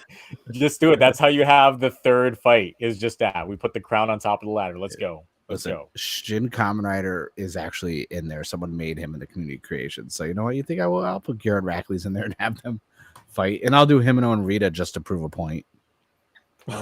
What are they going to be fighting for instead? Me.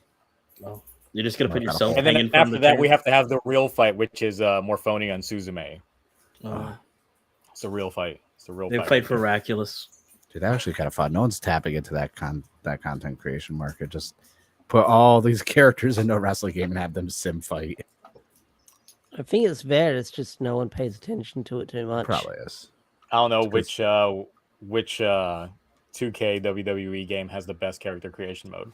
23, but you could get on Steam and the mods are insane. Well, get on it. Get on it. We need that. We need that fresh content. I got that new I computer, so I can do it. I missed the Steam summer sale, so I'm gonna have to wait for like 2K23 to go on special again. Dude, it's been on sale like every other week. They've been dropping Really? it like crazy. Yeah, it'll go on sale again probably another week or so. Yeah. Because I enjoyed 2K22 for like the time I played it for. Yeah, it's been So, consistently Cloudy. 30% off. Yo, what's up? Cloudy, how did you feel about this episode? Overall, mostly positive. Like, obviously, it wasn't as great as previous episodes, but like the driving force of the show was I still think is just the characters. So they nailed it for me still this week, even though the fighting wasn't that great. And I thought that Guy Gorg, his whole thing is like since his introduction, I feel like he's been shafted. Like we haven't seen him do anything that great ever since he one shot Yanma and what's He's his hired name? muscle. That's all he yeah. is. It I seems know, like. but we Yeah. haven't seen him like really live up to that. Like he one shot Yama once. He hasn't done that again, like to any of the kings at all. Like he hasn't, I don't know, stepped up, so to speak. I haven't seen him fight as well. I don't.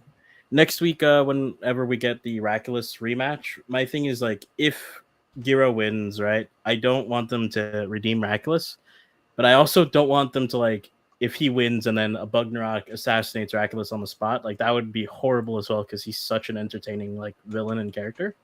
So I really don't know what they're gonna do with him at this point because like I really don't want him to be like a joke. What I character hope after they this don't do to him is make him one of those former villains, but now like butt of the joke comedic relief for the rest point. of the series. Oh god, Because That'd that's be another horrible. trope I don't want them to do again. I don't want Absolutely not.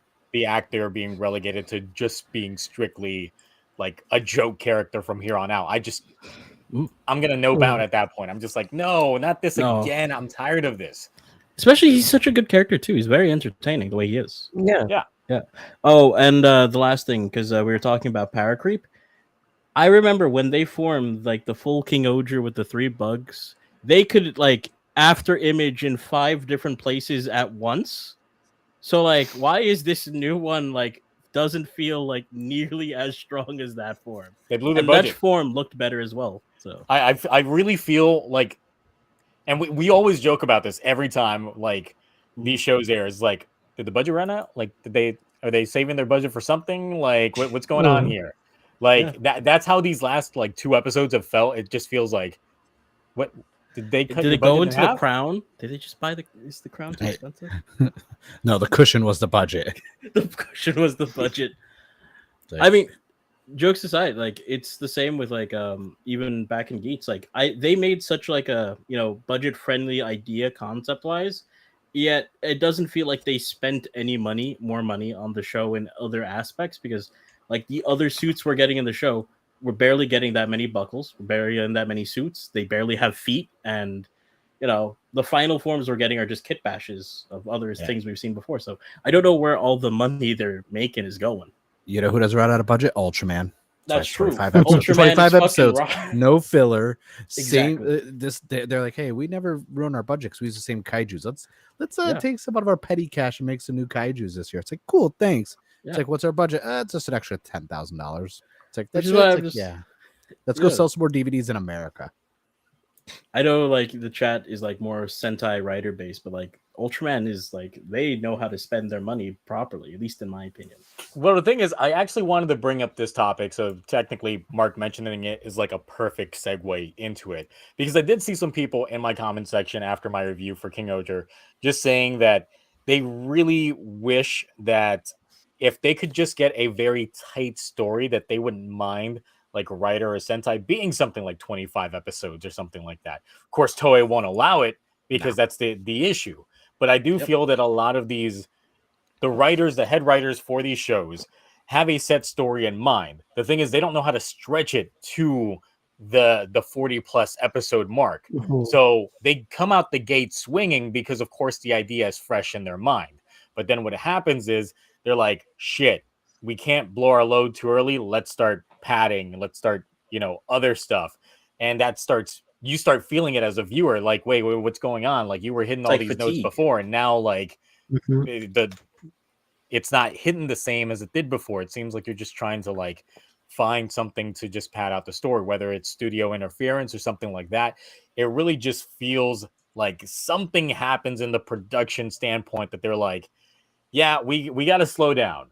Then at that point, it's just like, well, just start like from the beginning slowing down. Like I can understand trying to make your first Build up. episode be a visual showcase, but like some of these plot points, you don't have to let them like play out within a certain episode, because I know Sentai normally falls into the monster of the week trope, while typically Kamen Rider like falls into the monster of the tweak, where it's every 2 weeks type thing. I feel like Sentai would probably benefit from trying to go the writer route of trying to do a monster every 2 weeks, because then it kind of builds a little bit more tension and they don't have to make as many suits. Because I mean, let's face it, right now King Oger has some top tier monster design, Commander Ant. Oh, I yeah. want him back. So Everyone bad. loves Commander design. Ant. but the Best problem design. is they only last like one episode typically. Not If even we a can full get episode. some of these guys just like last a couple episodes or so, it would be great to build Yeah, up like the that tension. Kamen Rider Blackfly. Like that would be great to see him more Yeah. often. Yeah. And even But, then, like since we've been watching Geki Ranger on Toku Rewind, like they had a lot of like enemies that would show up and they would be consistent for like 3-4 episodes on there. Like we Yep. need something like that coming back again. But yeah, I'm Mark, you were saying? curious when they run out of the budget, we get a 2-episode arc of Rita just watching Moffin and me in a room. Oh my gosh. And there's nothing else to the episode because they're just like, listen, we need to recoup some losses. We're over budget. It's like, just have Rita watch the show for 2 episodes. We have nothing right now because Yep. they definitely. And in chat, someone said Blazar, the budget is somewhere around like 300,000. I was making a joke with 10,000. Like, yeah, no, Subaru has increased the budget actually a lot since Trigger. Oh yeah, and They're- rightfully so, because it's making them so much money. It's printing money Exactly. right now. I was just curious, like, what do you guys think though? I still think King Oger is definitely carried more by the characters than the fights or the mechs and stuff like that. But like, do you think like if the fights keep downgrading like this, you're not going to enjoy it as much? Yeah, I feel like most of the fights are stock footage. Not like King Oger fights, but like when they're like just in their Sentai forms, because it's the same spinning moves, just new set Slow-mo piece behind them. shots. Yeah, they already filmed it with the green screen, so they could easily just replace it. It's like a lot of it seems the same. So if that's the case, then yeah, they're that's good from a budget standpoint. Yeah, so the thing is, like, the characters they are what carries the show, because even in this episode, like Jeremy and Yanma were the highlight of this episode. And even like the emotional scene that we had with Gira finally being reunited with Kogane and the other kid, it's like that those were great. But then it's like then the other aspects that once again they were great in the previous episodes. That's the thing. It's like you can't be like balls to the wall great when it comes to all your fighting choreography and then suddenly go to a very mid fight. It's because they keep Okay. And then the Meg fight, once again, like the Meg fights, like they got me back invested into the mech fights in Sentai, where I've been like hard out on mech fights. Even Don Brothers was just like, look, we know you don't care about the mech fights, so we're literally only making these fights be like 30 seconds, if that. All right, great. Yep. Now here's more stuff. Well, here's just like, you send her your entire show off of this mech. The mech is the entire like reason, because you guys were, that's the way Toei was cooking the show, is like, let's make it all revolve around this mech. And now the fight with this mech, I'm just like, Remember episode 4 when we got like that mid-air transformation super fast? Like that was mind blowing. Oh yeah. But now even the transformation sequence, they play the whole transformation sequence for the mech now every episode. And it's like, get on with it, go. And there hasn't been any like worry for the King Oger mech to like be defeated. Like give us maybe like a couple episode arc where it's like on the ropes. Oh no, like fight's not over. King Oger looks like it's about to be defeated. Oh, preview for next episode. And next week it's like it's on like that's kind of what I'm waiting for, because right now it's like, oh, we know once King Oger is like summon, it's like okay, OP one shot, kill enemies. Like the thing with the King Oger, it's like it's never been defeated like outright or had any issues with anything outside of like a conflict with another bug either controlling it or they planted something on it ahead of time to interfere with. Exactly. Bugs. So it's like the mech itself is just too OP. If they all have their own personality, dive into that. That wouldn't be, intriguing. Yeah, it's true. Like their conflicts like prevent them from like making certain pieces work together. So like, oh, you can't make the whole mech. Give us a 2-episode arc that's like Three's Company with the 3 legendary shoe bats. Oh my god. Let me see. Crazy Orb asked, since I gave both Geats and King Oger a C this week, which one was better? King Oger. I will say King Oger strictly for the cushion scene, and that's it. That's the only reason why it edges it out, because the highlight for Gates was Time Fire finally transforming, but then getting jobbed right after. So it's just like the henshin sequence was good though. I like angry, aggressive henshins. I like your edit of it. That was pretty good. That took like 4 hours to fucking do. I was just like, let me trace after all of Time Fire's like light 4 ups hours. of the That's too much. That's too freaking much. But you know how ZO is. That's for how a 15-second bit. Oh no, I know the effort. I know everything. I'm sitting here like, all right, I'm gonna put a clip of what I'm saying. That's it. I timed the clips during my like edit jumps, so it's not bad.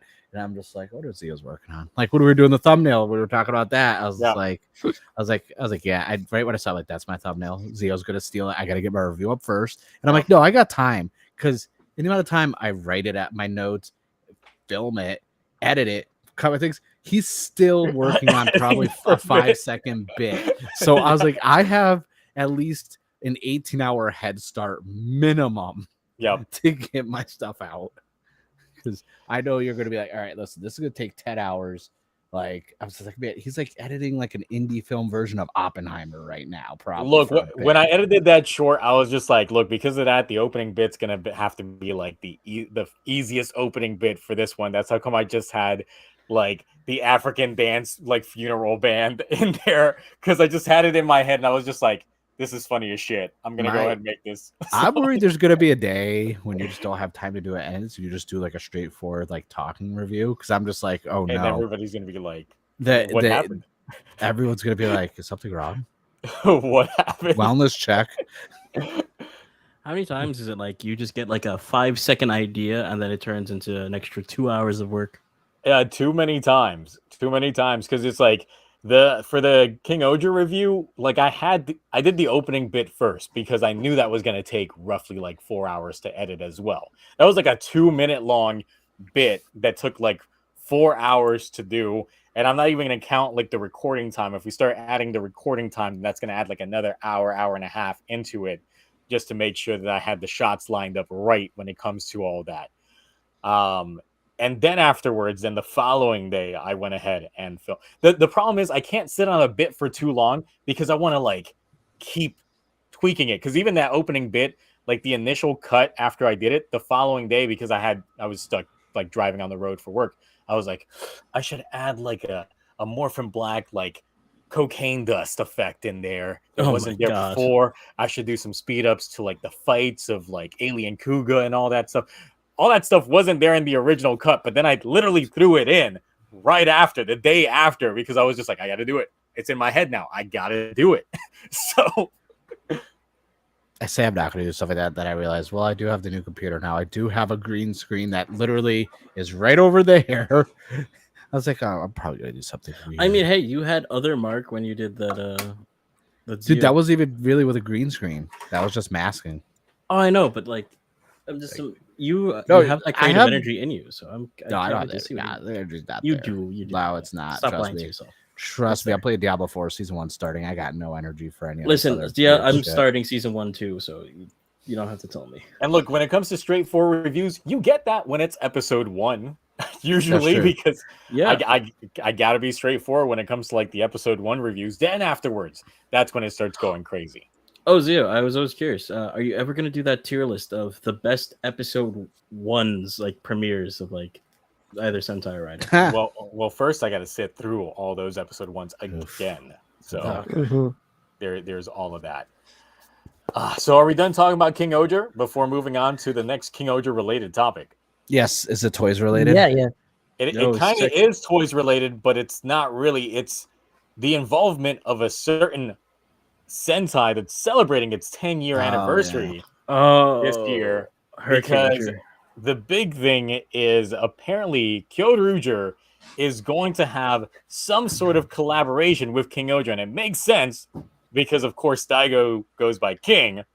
So, yeah, the big thing apparently when it comes to the Grapevine is that we're going to get a new version of the Gabutira that transforms and can combine and replace God Kuwagata in the King Oger toy, and takes that centerpiece in there. Meaning we get we Whole new actually mech.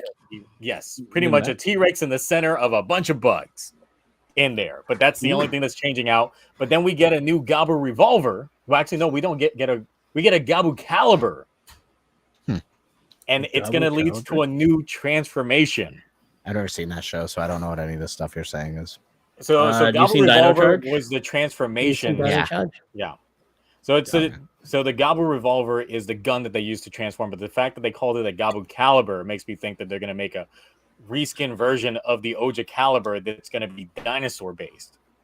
Mm. Oh God. So And- I don't know. So I got this with something I ordered online when I got my Legend Shoe Gods mini pop. I was like, why is it? So this isn't the show they're doing anything with, because someone said it's the Yeah. anniversary, and I was like, is this the one that's beginning with No, it? so that's No, the it's 20th Hurricane Jar. anniversary of Okay. Hurricane. Okay, I don't know. I was like, oh, that's pretty cool. Whatever, it's in my box and stuff. Yeah, it's just the 20th anniversary for that one. They had their crossover with Don Brothers, and that was it before that film. That's the only thing. From a standpoint of like anniversaries, if this stuff is leaked and it's going to be in the show, have they done that before for anniversaries? Like an older show, just in the actual show, not like a side special Yes. thing. Because they did it with Zoo Oger, where Captain Marvelous literally showed up in an episode of Zoo Oger, and it actually led to the power up for the Zuo Eagle to become Zuo Whale. Like his entire power up actually revolved around a crossover episode with the Gokaigers, which was something that once again was not really done before in terms of that capacity. Because of course Gokaiger in itself, like that was the entire trope. But the way that Zoojer was structured, even though it was an anniversary season, it was not like your typical anniversary season is nowadays, where it's completely based on the gimmick of nostalgia. But the fact that we actually did have Gokaiger suddenly show up in an episode of Zoojer, and that led to the upgrade, was a completely unknown thing. Like that caught a lot of people off guard, especially me, because I was cut away from social media at the time, so I didn't have the leaks or anything like that. It was So they literally just like popped up. as soon as I watched the episode, I was like, oh shit. Yeah. I had to call up my friends. I was like, bruh, watch this episode. Because I'm learning about like Kamen Rider. I feel like, especially in Heisei Phase 2 and everything else, handled anniversaries a lot different the way Super Sentai does. Mhm. So I was just like, and obviously my first time dealing with any anniversary season was Zenkaiser, and that was just, oh, look at these coins and or this gear, and then we get to do like their special attack, which was a cool way to introduce previous seasons to myself that I have not seen before or knew about. And I was like, oh, that's a cool power up attack. Let me go check out that show. So I was like, when everyone's like losing their shit, like, hey, this is showing up in there, and I'm like, so this isn't a normal thing. You guys don't. This doesn't normally happen in Sentai. I'm like, okay, that's weird. Yeah, it's not that much of a normal thing. Because I mean, more recently they've been doing these 10 years after specials. I mean, they've been doing it for a while now, technically, when it comes to the 10 years specials. But that seems to be like the majority of it. But since we've been in a whole anniversary kick technically since Zenkaiger, where they've like found a way to shoehorn in other seasons, and technically not really, because also with Kyoruger they did have the crossover with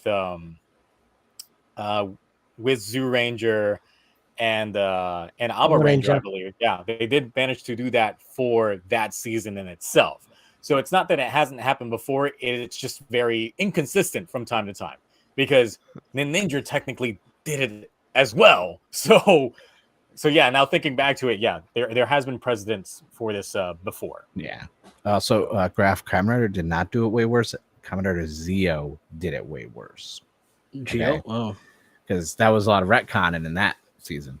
I know there's kind of anniversary stuff has been good.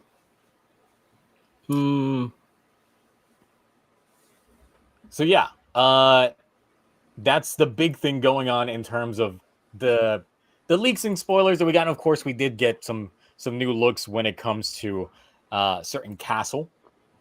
The pictures that we were looking at a couple weeks back, finally in better quality, but still leak quality, just actually from a magazine. So bulky. I don't even want to see it in action. I feel like it's going to be like when in Power Rangers, the Megazord and the Dragozord were combined, and then on top of Titanus, and it just stands stills and rolls forward and just shoots a bunch of missiles and rockets, and that's it.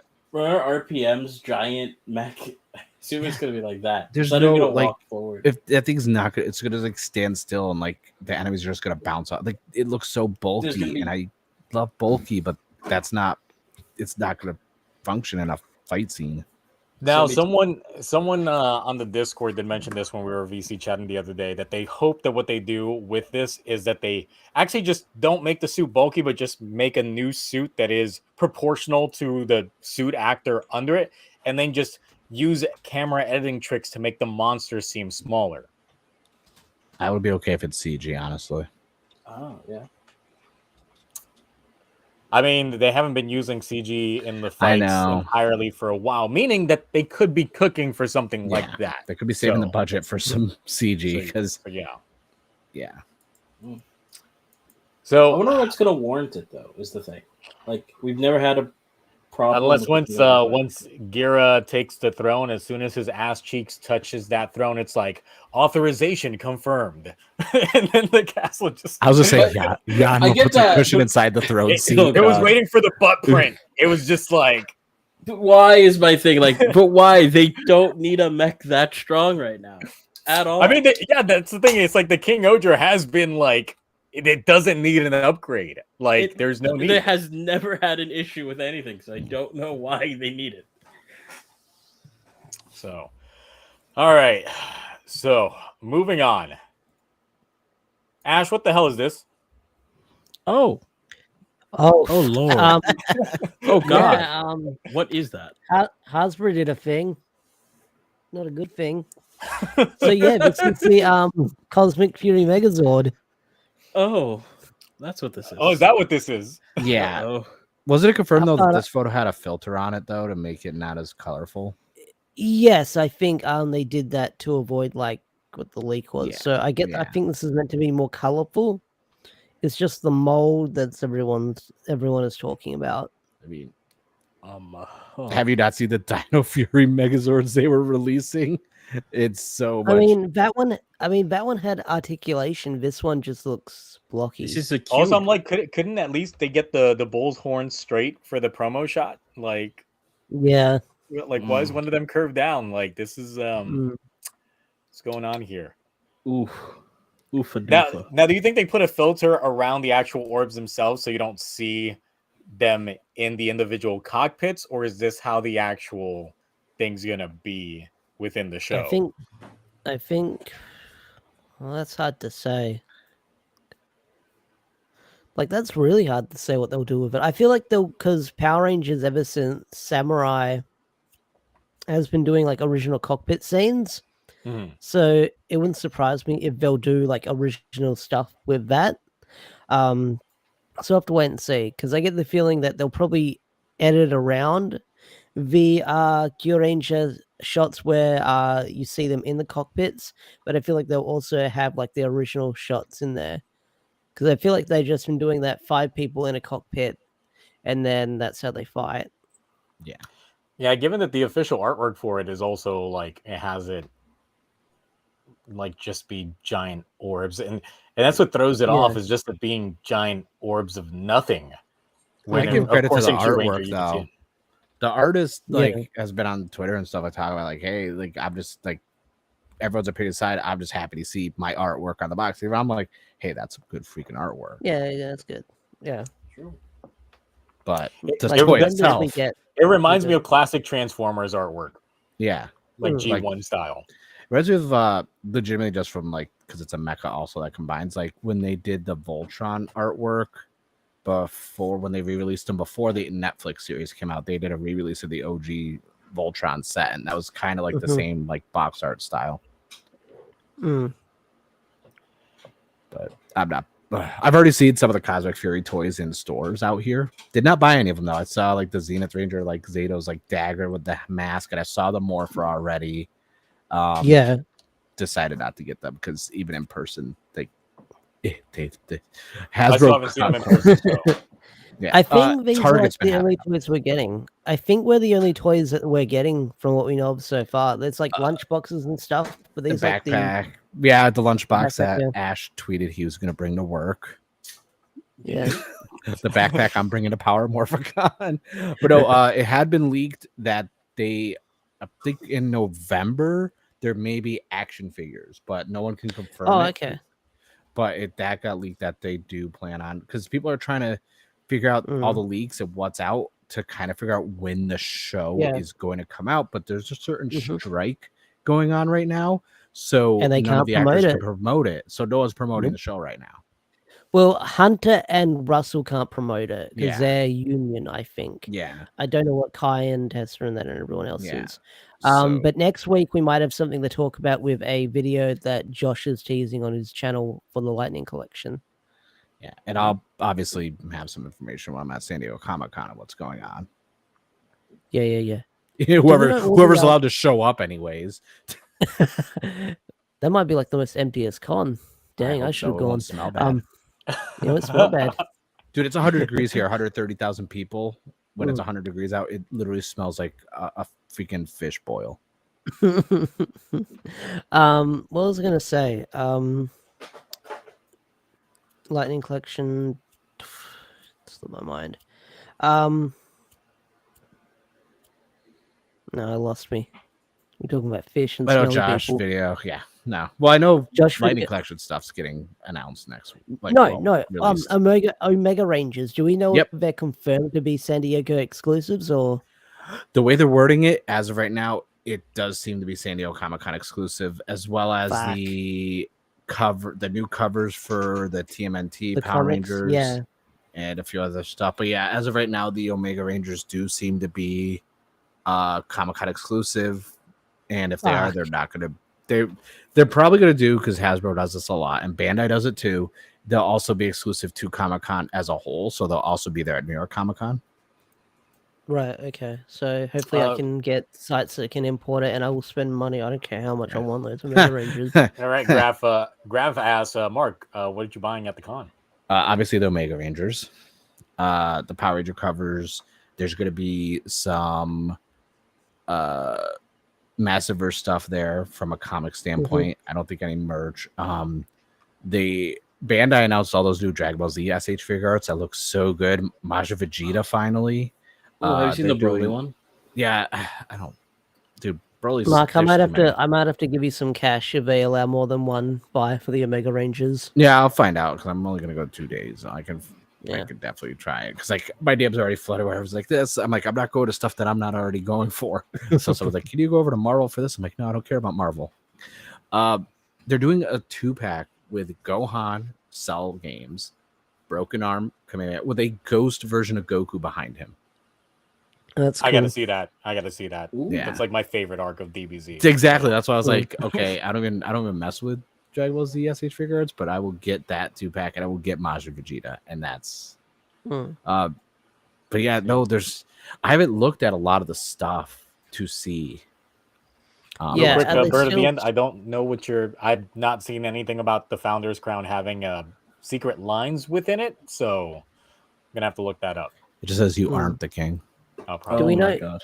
Do we know Rejection. all the exclusives so far, or are they just slowly announcing it up to like the 19th, for next week? For which studio? Like I know Bandai announced everything. For SD, like for Hasbro, because I might do a video where I talk about all the Power Ranger exclusives. All for the Power Ranger Comic-Con. stuff has been announced. They announced the rest of the comic book stuff today. The only things that they literally announced for figures is the Omega Rangers. So it's the first time Omegas. they're not doing a lot of Yeah. stuff. I think the Omega Rangers, if they're not Comic Con exclusives, they're going to be Hasbro Pulse exclusives probably. Yeah. That's like the big speculation. I'm just mad the box they come in is like the same thing they did with the regular Dino Fury action figures on Amazon. So I can't tell the quality of them. Yeah. And if they're a lot Comic Con of- exclusive, good luck getting replacements if they're busted. Yeah. It's like you open it up, they're all destroyed. It's like, oh, what am I gonna do with this? You just get one figure in there, the rest Yeah. are gone. But yeah, no, I know Hasbro's gonna announce some more stuff like for future releases, but for exclusive, it's just I think only like 2 regular Power Ranger covers for like 109. I don't think there's any of the one shot for the Hyper Force. I don't think they're getting a Comic-Con cover. Then Since you mentioned it and people were asking me to try Yeah. to pull it up, there you go. Look at that. Does that look amazing? Like, Yeah, and they're- that's I cool. do like that Raditz Gohan 2-pack, but like, no, I'm just getting that Yeah. Majin Vegeta and that Goku and Gohan. That's Mm. I can't. That looks so good to be on display. Yeah, that Goku in the background. Oh my god. That's cool. you gotta buy it. You gotta buy it, Yeah, Pokemon. Like I can't. I'm gonna have to add that to the soundboard now. You have to. Yeah. Gotta buy it. But no, Anytime we just see it. and I'm hoping because I know there's going to be some Ultraman stuff there on display. So I'm really curious, like, because I haven't been to a convention. Like, yes, Anime Expo had some Ultraman stuff, but like Comic Con's a bigger deal. So I'm curious to see what they're going to have over there, especially for the Netflix side of things, because they have the anime is finished, they have the movie they announced. So I'm really hoping to like see what kind of like tokusatsu adjacent or even toku inspired stuff is actually going to be there, because it is this is easily one of the top 3 biggest conventions in the country. This isn't like an Anime Expo or, a Rangers Pop and Stop or something like that. This is like the big boy convention. Bring some air freshener. You're gonna need it. Oh, I'm gonna sit there like freaking just dual wielding like Axe body spray. Just get one of those Febreze like card clips, but just put it like right there on Yeah. your collar. So it's They're just, like, oh, is that a camera? It's like, no, it's Febreze. no, Oh, Febreze. Gotta stay fresh. Yeah. All right. So next up, since Mark, you shared this with me earlier today, but we got an update on it in the interim from you sending me the link and then the stream going on, is of course the Shin Ultraman Blu-ray finally coming out in terms of the West, but they fixed the subs on it from the travesty that we were joking about before. So that's apparently been corrected with the Western What? Canadian. Now, release. sadly, Sophie is not in this movie. Oh my god. it's gonna take a bit. So if you still buy what's in stock right now, you're getting the bad one. So do not Oh. buy what's in stock right now. But what if I Wait. want the bad one for collector's item? They purposes? have. Oh, I have the bad one as well. Okay. I have the second one because what you can do is you can fill out a form, show you a receipt, and they will send you just the disc only, mind you, of the correct subtitle version. Oh. So they'll throw out your case. It'll take 7 to 10 days to get some sort of like follow up in regards to that. So yeah, I we cannot got confirm corrected any subs. DMs or emails. Support I've gotten in Ultraman. regards to it, but yeah, Buy no, two I just wish it was 4K. Oh. Yeah. Okay, so apparently that's going to be a thing in Japan, but I think it's Cleopatra is the issue as a distributor because they don't do 4K. They've done DVDs and Blu-rays. Remember, this is a small, like I talked about, this is a small company. I don't know how Yeah. they won the bid for this because they actually, how they fixed this is they had to get the actual copy with the good subtitles from Subaraya. So I was like, well, where'd you get these subtitles then to begin with for this? If you didn't get it directly from the source who had the subtitles when they put it in theaters. I don't get it.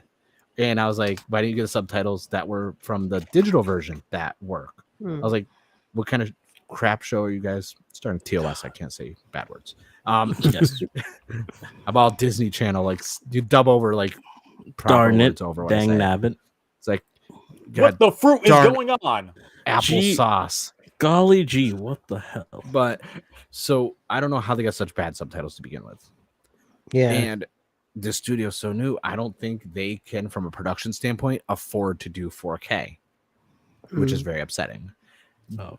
I don't know why. Like, and a lot of people complain about Shin Godzilla, like this and that, because the Blu-ray had issues from Funimation. I'm like, hey, listen, I'd rather trust Funimation than a company I never heard of, a company that has no social media presence in the last 2.5 years.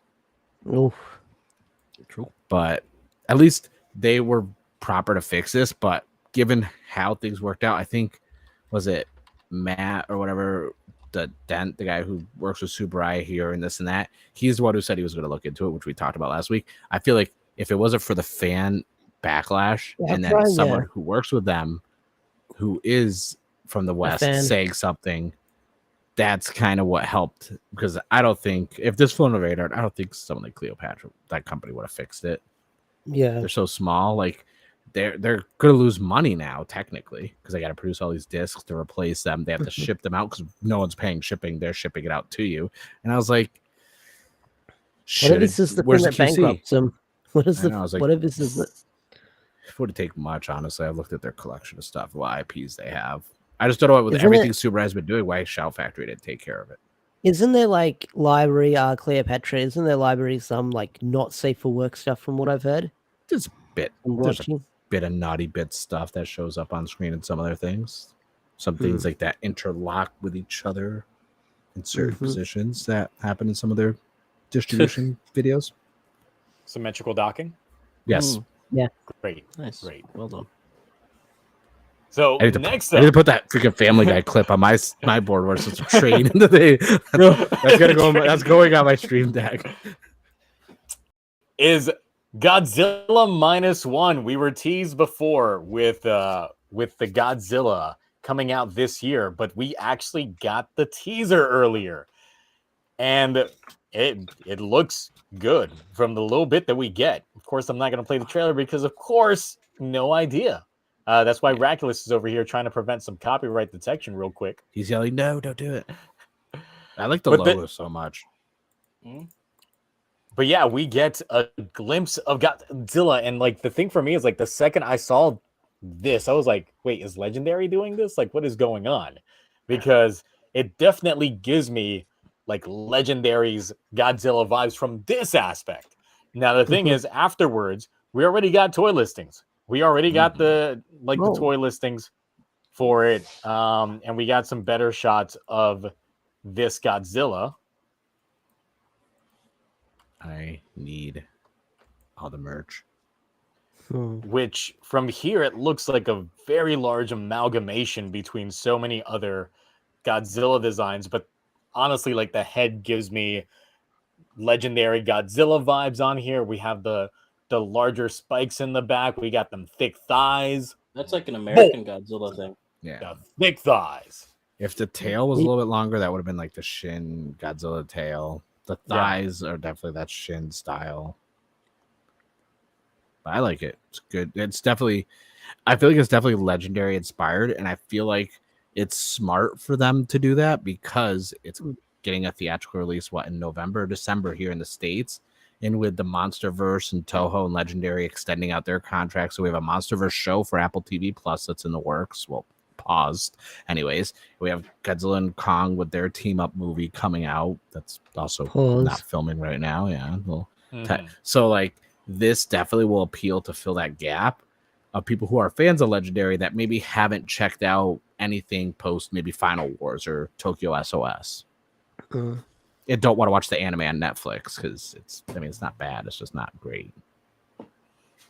Now, but the teaser alone, I'm instantly sold already with it. It looks like they're going like they're continuing the trend of like this time they're trying to go back to like roots in terms of a lot of the original messaging when it comes to Godzilla, especially being an allegory for the atomic bomb and all that. And it's just like, Mhm. oh, we're going back to that aspect on there. Where in Shin Godzilla they tried to modernize it more with like the whole political dealings of how government would respond to said occurrence while it's all happening. While in this one, it seems like no, we're gonna try taking it a little bit more back to basics, but make Godzilla continue to feel like the threatening presence that it has been. So I'm just like, I'm sold. I'm already sold Yeah. by like the little bit that they showed in the teaser here. And I'm a huge Shin Godzilla fan. I've watched that regularly. I literally have every Godzilla release on Blu-ray now. I went back and bought a lot of the Nice. 2-packs and the big collections and like whatever, all the different ones because it's Godzilla, my big meaty kaiju there. I don't like that. I don't know if it was a translation issue when it first got announced. People were saying it was like still had ties to Shin Godzilla, Mhm. and I was I just like, started seeing that too. That people were like, Yeah. it's clearly a sequel to the Shin after this information. yeah, and I was just like, I'd rather it not be, honestly, because Shin- Shin worked on its as its own entity, and it's like one of those things. If you want a spirited successor or anything inspired or continuation, and not have Anno a part of it, like Yeah, because that's the entire thing. Ano specifically said that he's got nothing on his docket. Because if this was on his docket, he would have been said that oh shit yeah, like he years would ago. have hyped it. He would have been like, yeah, I got a certain big monster from the ocean everyone loves. Yeah. But it looks good. I'm glad the timeline that we're getting it so quickly released in the States with subs. Like I'm genuinely shocked that they were like Wait, Toho's just like How fast? Like I'm This sort is- of like within a month, isn't it? Because this is what October Yeah. in Japan and it's November in the November. US. Oh, Wait, how okay, so long- that's what I saw. How long Yeah. were they working on this for then? Dude, okay, they said they were working on a Godzilla thing about a year and a half ago, shortly after Godzilla versus Kong, because everyone was like, this was the last licensed movie that Legendary had from Toho, and everyone was doing the rumors like, are they going to extend the licensing? Who knows what's going on with that? I even did some digging and talked about it on my podcast where I was like, they're going to extend it. Toho just made all this money from royalties and licensing. It did not have to do anything. Because there was a Mothra film that was going to be in the works from Legendary. That was supposed to be a thing, like a Mothra standalone. I don't know where that's going to be. But obviously, they still had plans even back then. I think this was 2020 or 2021, where they said they still planned on making another Godzilla film from Japan, a Toho produced one. And that was it. It was just radio silence, basically up until this trailer dropped. The thing is, this looks so that it would fit within Legendary's like Monsterverse in a way that I'm just like, if this does well, I can potentially see them crossing paths and just having like another Godzilla v Godzilla, because they've even stated within the Monsterverse as well that there's been other Godzillas besides the one that we've seen. My fan service let's go moment would be if one of them ended up being Space Godzilla and the other one's regular Godzilla. Quickly looking it up, it comes out in Japan in November, like on November 3rd for Godzilla Day. I read up on, and then it comes out on December 1st in the US. So Oh, less than a month. Yeah. Yeah, Dude, It's still not bad. That's great. Yeah. Look at how fast we got. Like the fact that we're getting these like subbed releases. Look how fast we got Shin Kamen Rider. Even Godzilla, Shin Godzilla, I think it was only a couple months, but it also had a longer US release schedule. But then, Ultraman, we had to wait like 10 and a half, almost 11 months. But like the fact that less than a month now, that is Insane. But Godzilla's also, I'm hard to say out of any Japanese property, Godzilla isn't a household name. yeah. Especially thanks to Eminem. Oh, Just had to make that reference because that's a good song. So yeah, But, yeah. I'm hyped about Godzilla. Like it's typically every time they announce the new Godzilla films, whether or not it's Legendary or anything like this, I'm on board. Legendary has been doing pretty good when it comes to the Godzilla films, in my opinion. The first one, people were like, They were kind of hit and miss, especially since every time Godzilla was about to do shit, like they would cut away. And I was like, no. See, they're just cock teasing you until they give you that full release at the very end, which is why I enjoyed the original favorite Godzilla film from it. Is the first Legendary Godzilla film. They literally said they kept stuff at night because they didn't want people to see the issues with the CG. Because they were still working a lot of stuff and they were just trying to like get everything down right. And they're like, yeah, you could see less impurities when it's all night. That's why everything happened at night in that film. Which still. All right. So anything else when it comes to Godzilla? We got 2 more topics to go over. Actually, what you read, did it say anything about how long the theatrical run is going to be? No. It just said. I don't think it's going to be like a 1-day thing or 2-day thing. It's, Yeah. The Funimation, the Shin Godzilla absolutely was like not. I 2.5 weeks. So Yeah, it's at least and a month. Godzilla's like more known for like normies for them to go see it. Like a lot of more All like CG. my wife I don't- watches it. So I'm This just is saying, Toho, so you can expect there to be a lot of suitmation. The thing is, from the teaser looked like it was CG because of the way the mouth was moving and all that, plus the added blur effects made it seem like it was CG. But it's Toho, so the only way that they can properly crank something like this out within like a 2-year window is for it to still be majority suitmation. there's going to be Because a combination. Oh yeah, you can expect Toho's there to be a combination. they're between- purists. They're still going to have suitmation in there. It's not going to be full CG. They would never do that. Unless it's to have Zilla in the movie and then have it destroyed. That's the only time they'll go full CG because that is still my favorite scene ever. Yes, because even if they're gonna introduce Godzuki into this new continuity, we still gotta have the suit for that one. Yeah. Oh my god, did I lose the picture that I saved? Let me look through my drive here.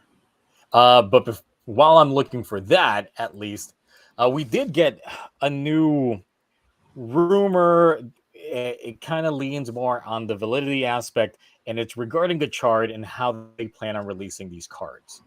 And apparently- because of the randomizer thing. Yes, they're gonna do booster packs. No, Like my God. Regular Oh. random I am breaking booster so many packs. boxes on stream. Yes, I'm just saying right I now. might have I'm to- buying I already these seen, like, booster The boxes. second they announced that, I was like, yeah, this is gonna become one of those poll, like everybody's gonna be doing like the Pokemon, like Digimon polls. All right, guys, we're gonna open up this pack. Oh, All right, let's see if we get the two from the rare. front, from Nope. two from the All front. right, let's go. Okay, let's the turn back. these over. Make sure we got the secret rare in the back just in case. And I'm- God, it sucks. yep. I'm You know what we going could to do? We get the could. first ever PSA graded Gachard card.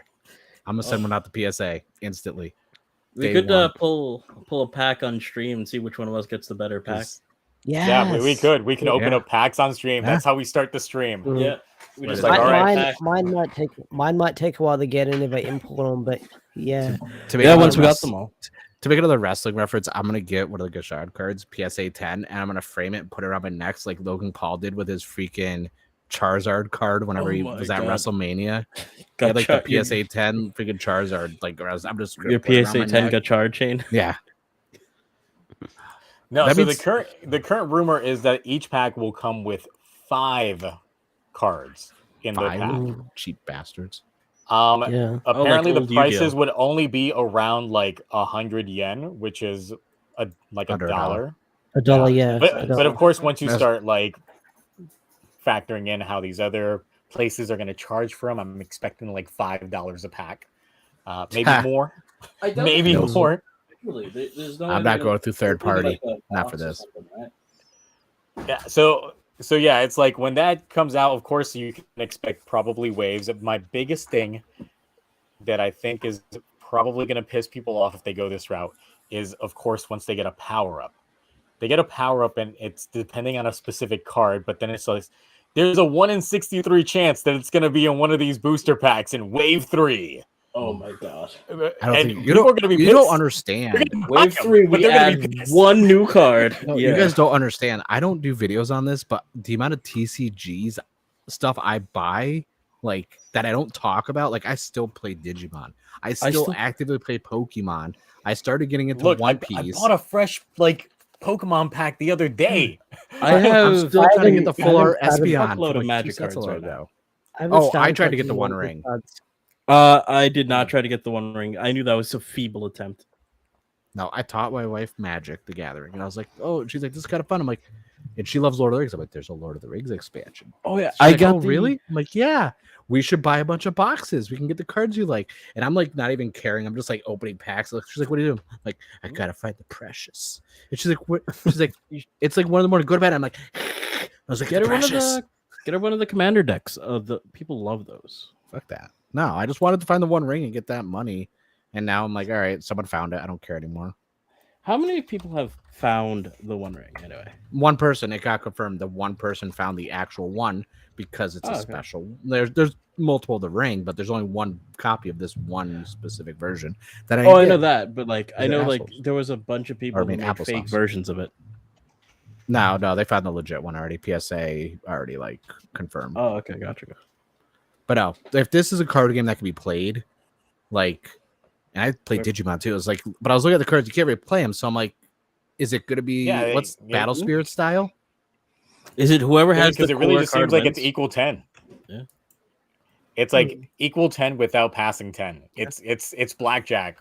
It's essentially So blackjack. we're going to teach kids Is to what be it able seems like. gotcha and cards at the same time. So what, you gotta like make 10 on each turn, otherwise we But can't. if anyone hasn't looked into it, the Battle Spirits Common Rider collaborations they keep doing are amazing cards, by the way.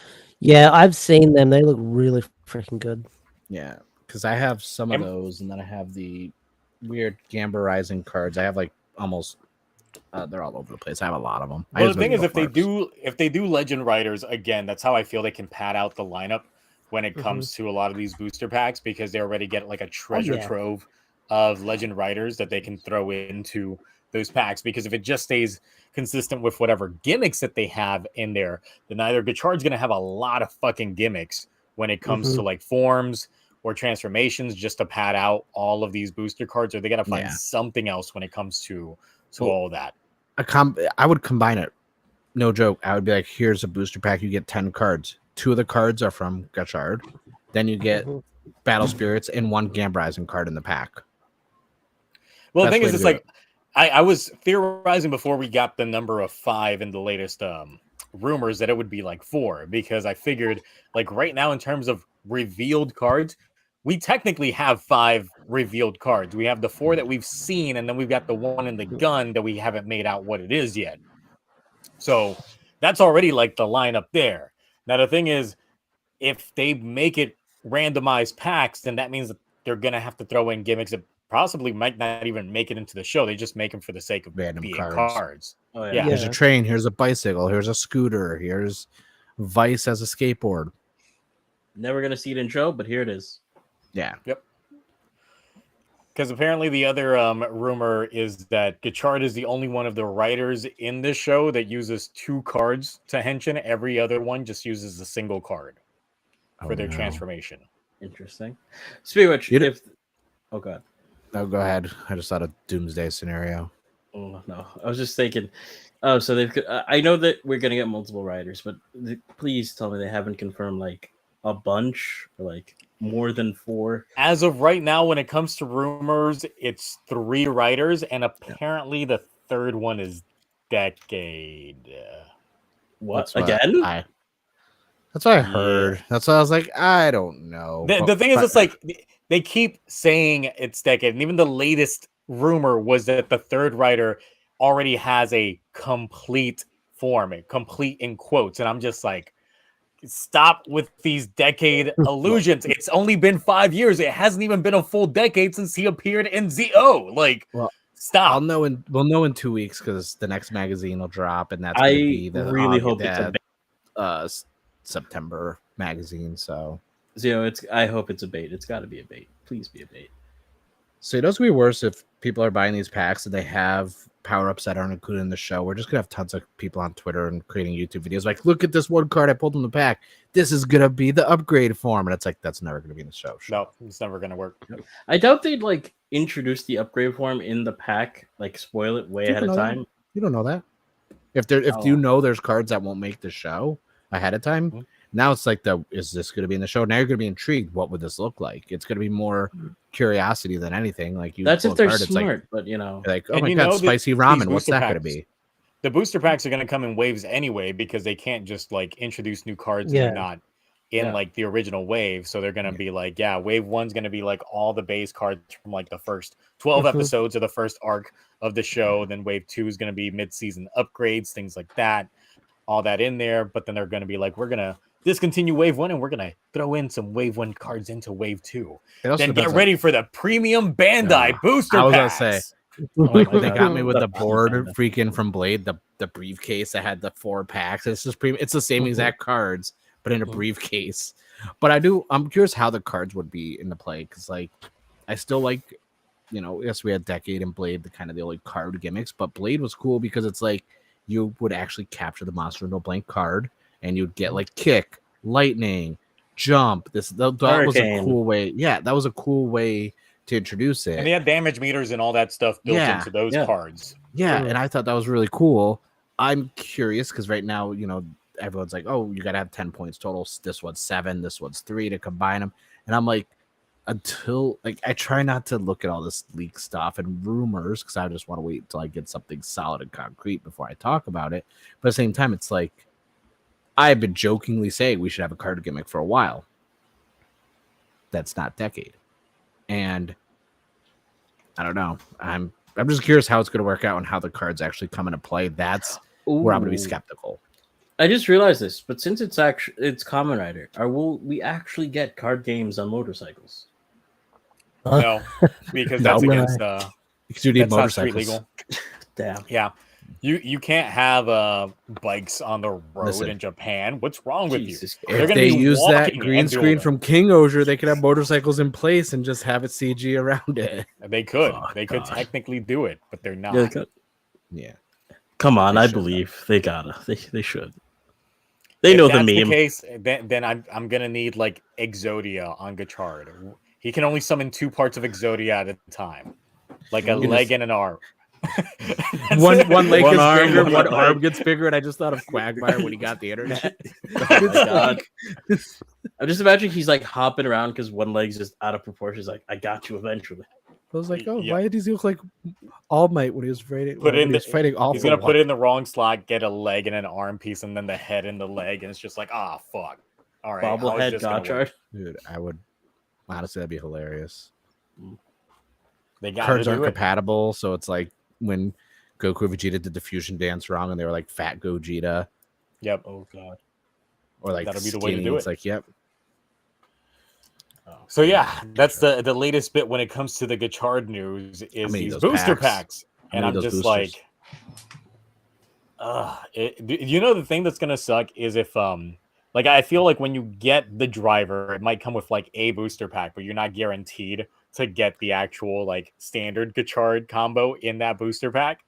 I was gonna say, what if it comes with each one of those and then a booster pack, and you open it, it comes with both those cards in the booster pack, and you already have Oh, you didn't that. get any new cards? Oh It's my like, God. now I got duplicates. Oh yeah. Like, Oh, I can't- can see all of the toys coming with like one booster pack in there just in case. But it would suck if like, the only way you can get the power ups is you gotta gamble it on these booster packs. What They're third-party website you think they're gonna get these cards from? Because they're gonna sell them singletons. Oh, I don't know. Especially if people get I know like who I'm doubles getting and them from. triples, Yeah. then you just resell your cards. It's like I don't Exactly. need 3 of So, these powers. Listen, you guys follow me on Mercari. I'll be throwing up all the duplicates on there. Real Or if cheap, you really want to $5 be a card. dick, then you get 3 of those power up cards, but you tear one up on stream. Like, Oh my God. I just end Zio, each if review you- destroying a card. Zio, if Oh, you ever get 3 of the same power up, I want you to destroy it right on the podcast. I'll just eat one. It's like, look, there's only 4 of these cards. Now there's only 3. I've got all 3 Blue Eyes White Dragons. You've got I nothing, old man. Feel like they're gonna make something that the cards could work with because we are overdue. I know Gamberizing changed their machine around a bit for Geats, but it was still technically just kind of like a firmware update and game update from the Revice one. But they are long overdue for starting a new arcade machine because they've been kind of using the same engine. Like they kind of tweaked it with Geats a little bit and changed the cards a bit, but from a gameplay standpoint, I feel like they're long overdue for a new one. So we could see something like that happen. Mm. And then all the old machines will be for sale, and I could buy one. You can only play 3 Blue Eyes, so I never understood why there were 4. there was 4 in existence, but the Yeah. entire thing was just to like job Yugi's grandpa. No, I Yeah. get that. It's just like I was just wondered why they made 4. I don't know. At least they combined them properly within the show versus season 0, where they just were like neck binded together. It was weird. God. Yeah. Written by Toshiki Noe, Season 0 is actually really fun to read. which it was. So, season 0 of Yu-Gi-Oh! Written by Toshiki Noe. Get ready. So what's All the right. next piece of news you got? The next thing is, of course, we got some other shots of Next Vise. Oh. Ooh. So this was a recent display that was set up that actually showcased off the costume for Next Vise, as that is what I believe they are calling this form, along with the belt. Though there's a little bit of a controversy with the belt, but we'll get into that in a moment. Of course, we have the Auto Vigen there. The thing is, Auto Vigen to me, I don't think anything's changed from there. It still looks like Auto Vigen from the show. I don't think it's like a Mark II version or anything. Even the model number on Auto Vigen is still the same. So there's that. But of course, since this is on a mannequin, it's not exactly form fitting, as we see some looseness with the suit here. And it's weird because, of course, this being dead on, of course, when you look at the suit for Fies, especially in the like the promo wallpaper stuff, which would be like my actual desktop background. Yeah. The visor protrudes out, but of course, when the shot is dead on, it looks like it's just a standard circle. So there's that as well. So you see a lot more when it comes to like this suit just straight on versus it's not the most glamorous of shots, obviously, because of course the lighting and all that stuff is there, but you can make out some of the finer details that is on there. However, Head one of on.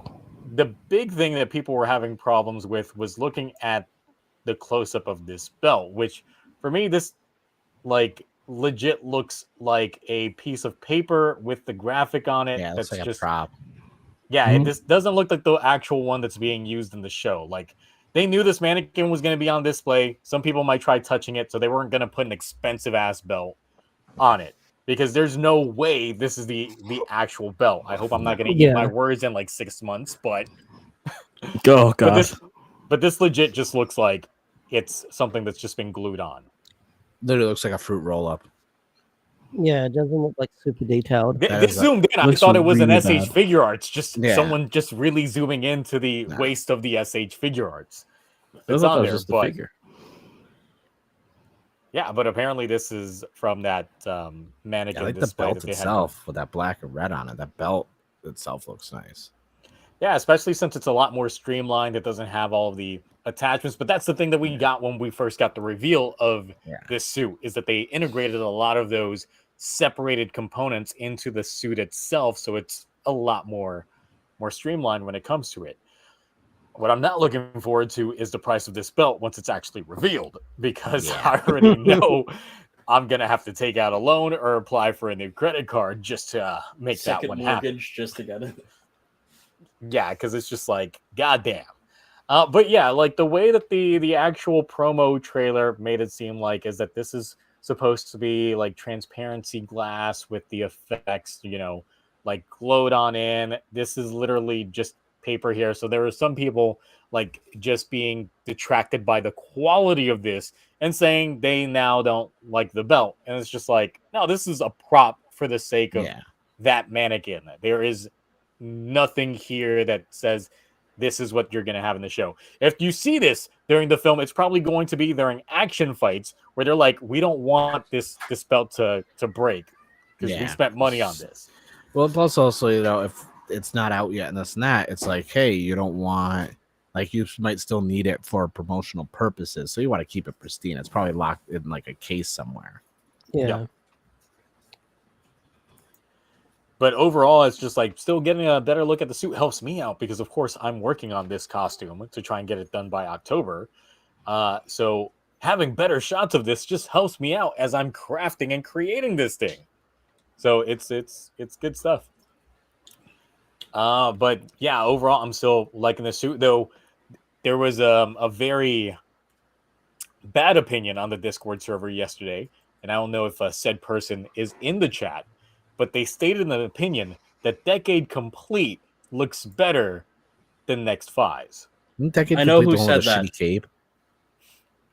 No, that's Complete 21. That's stupid too. Yes. I know who said that. but I'm Complete going is all the cards along there. Oh, that's and- horrible. I hate that one. That one's stupid. Yeah, Some people like it. I Well, know some one people of are those wrong. people are wrong. I know one specific person who does. Who? I'm not telling you. Tell me. Check that out. Later, Mark. Later. Look, if you go on the Discord server and you look at the Walmart parking lot on Black Friday, like channel where all the fights happen, Alright. I started the fight last night. Nice. I'm We about were to go going there. in. Be like, all right, round two, We were going everybody. We were going and I uploaded my King Oja review and then I just stayed a roasting like event for the next hour there. Oh, like I for like big these roast. these bad opinions. I'll go to the roast after this. So yeah, still looking forward to this. Obviously, it's Fies, so of course I'm going to be looking forward to it. Hopefully, the same time next year, Mark, you will be able to celebrate in whatever they have for Blade if they do. I'm not looking forward to it. I don't wanna. No, the thing is, it's like if they do Blade, I I'm don't going want broke. it to be like. Well, I just don't want them to do if they do a Kenzaki story. I don't want it to be Kenzaki meets back with Hajime. I want Kenzaki doing his own shit. Yeah. Because of course they can't meet. They can only meet No. after the human race is done, and then they can finally settle the score. Like that's the entire Unless thing. if they do some like crap or like a villain tricks them into meeting each other, I'm gonna be so mad. But at the same time, I kind of like don't want like anything further from Blade from like a new content standpoint. I would just like Chalice and Langle to get CSMs. Liangle finally gets an upgrade. That's gonna be the movie. It's gonna be the Liangle movie. No one cares about Liangle. I just want the CSM. No, his suit was good. He had good. Mitsuki was just annoying. I'm talking about the character. He had a good headship pose. Mitsuki was just stupid. That was the time where like, oh, let's put a high school in there. It's like, no, he's stupid. He brought in the hat. Was he the reason why you wanted the hat? Probably. But like, I would like Chalice to get like a CSM. Honestly, CSM Park bench as well. Langle is really tough to find any DX stuff for. I actually found his DX driver because it was when Bandai was releasing the like I forgot something play like versions. So they had DX drivers, but then they had these like cosplay playtime drivers, which were very similar, less anything to them, but they looked exactly the same on the when you look just. Not knowing it, if you look at two next to each other, it was like the Legend Henshin series to like a DX, except not as crappy looking for the Legend. And it's like you couldn't tell, so I was trying to hunt down Liangles. That's the last one I need. Buy it, and it's just like this playtime version of it that doesn't have like it can't scan cards. You push a button to make the noise. It doesn't come with a proper belt.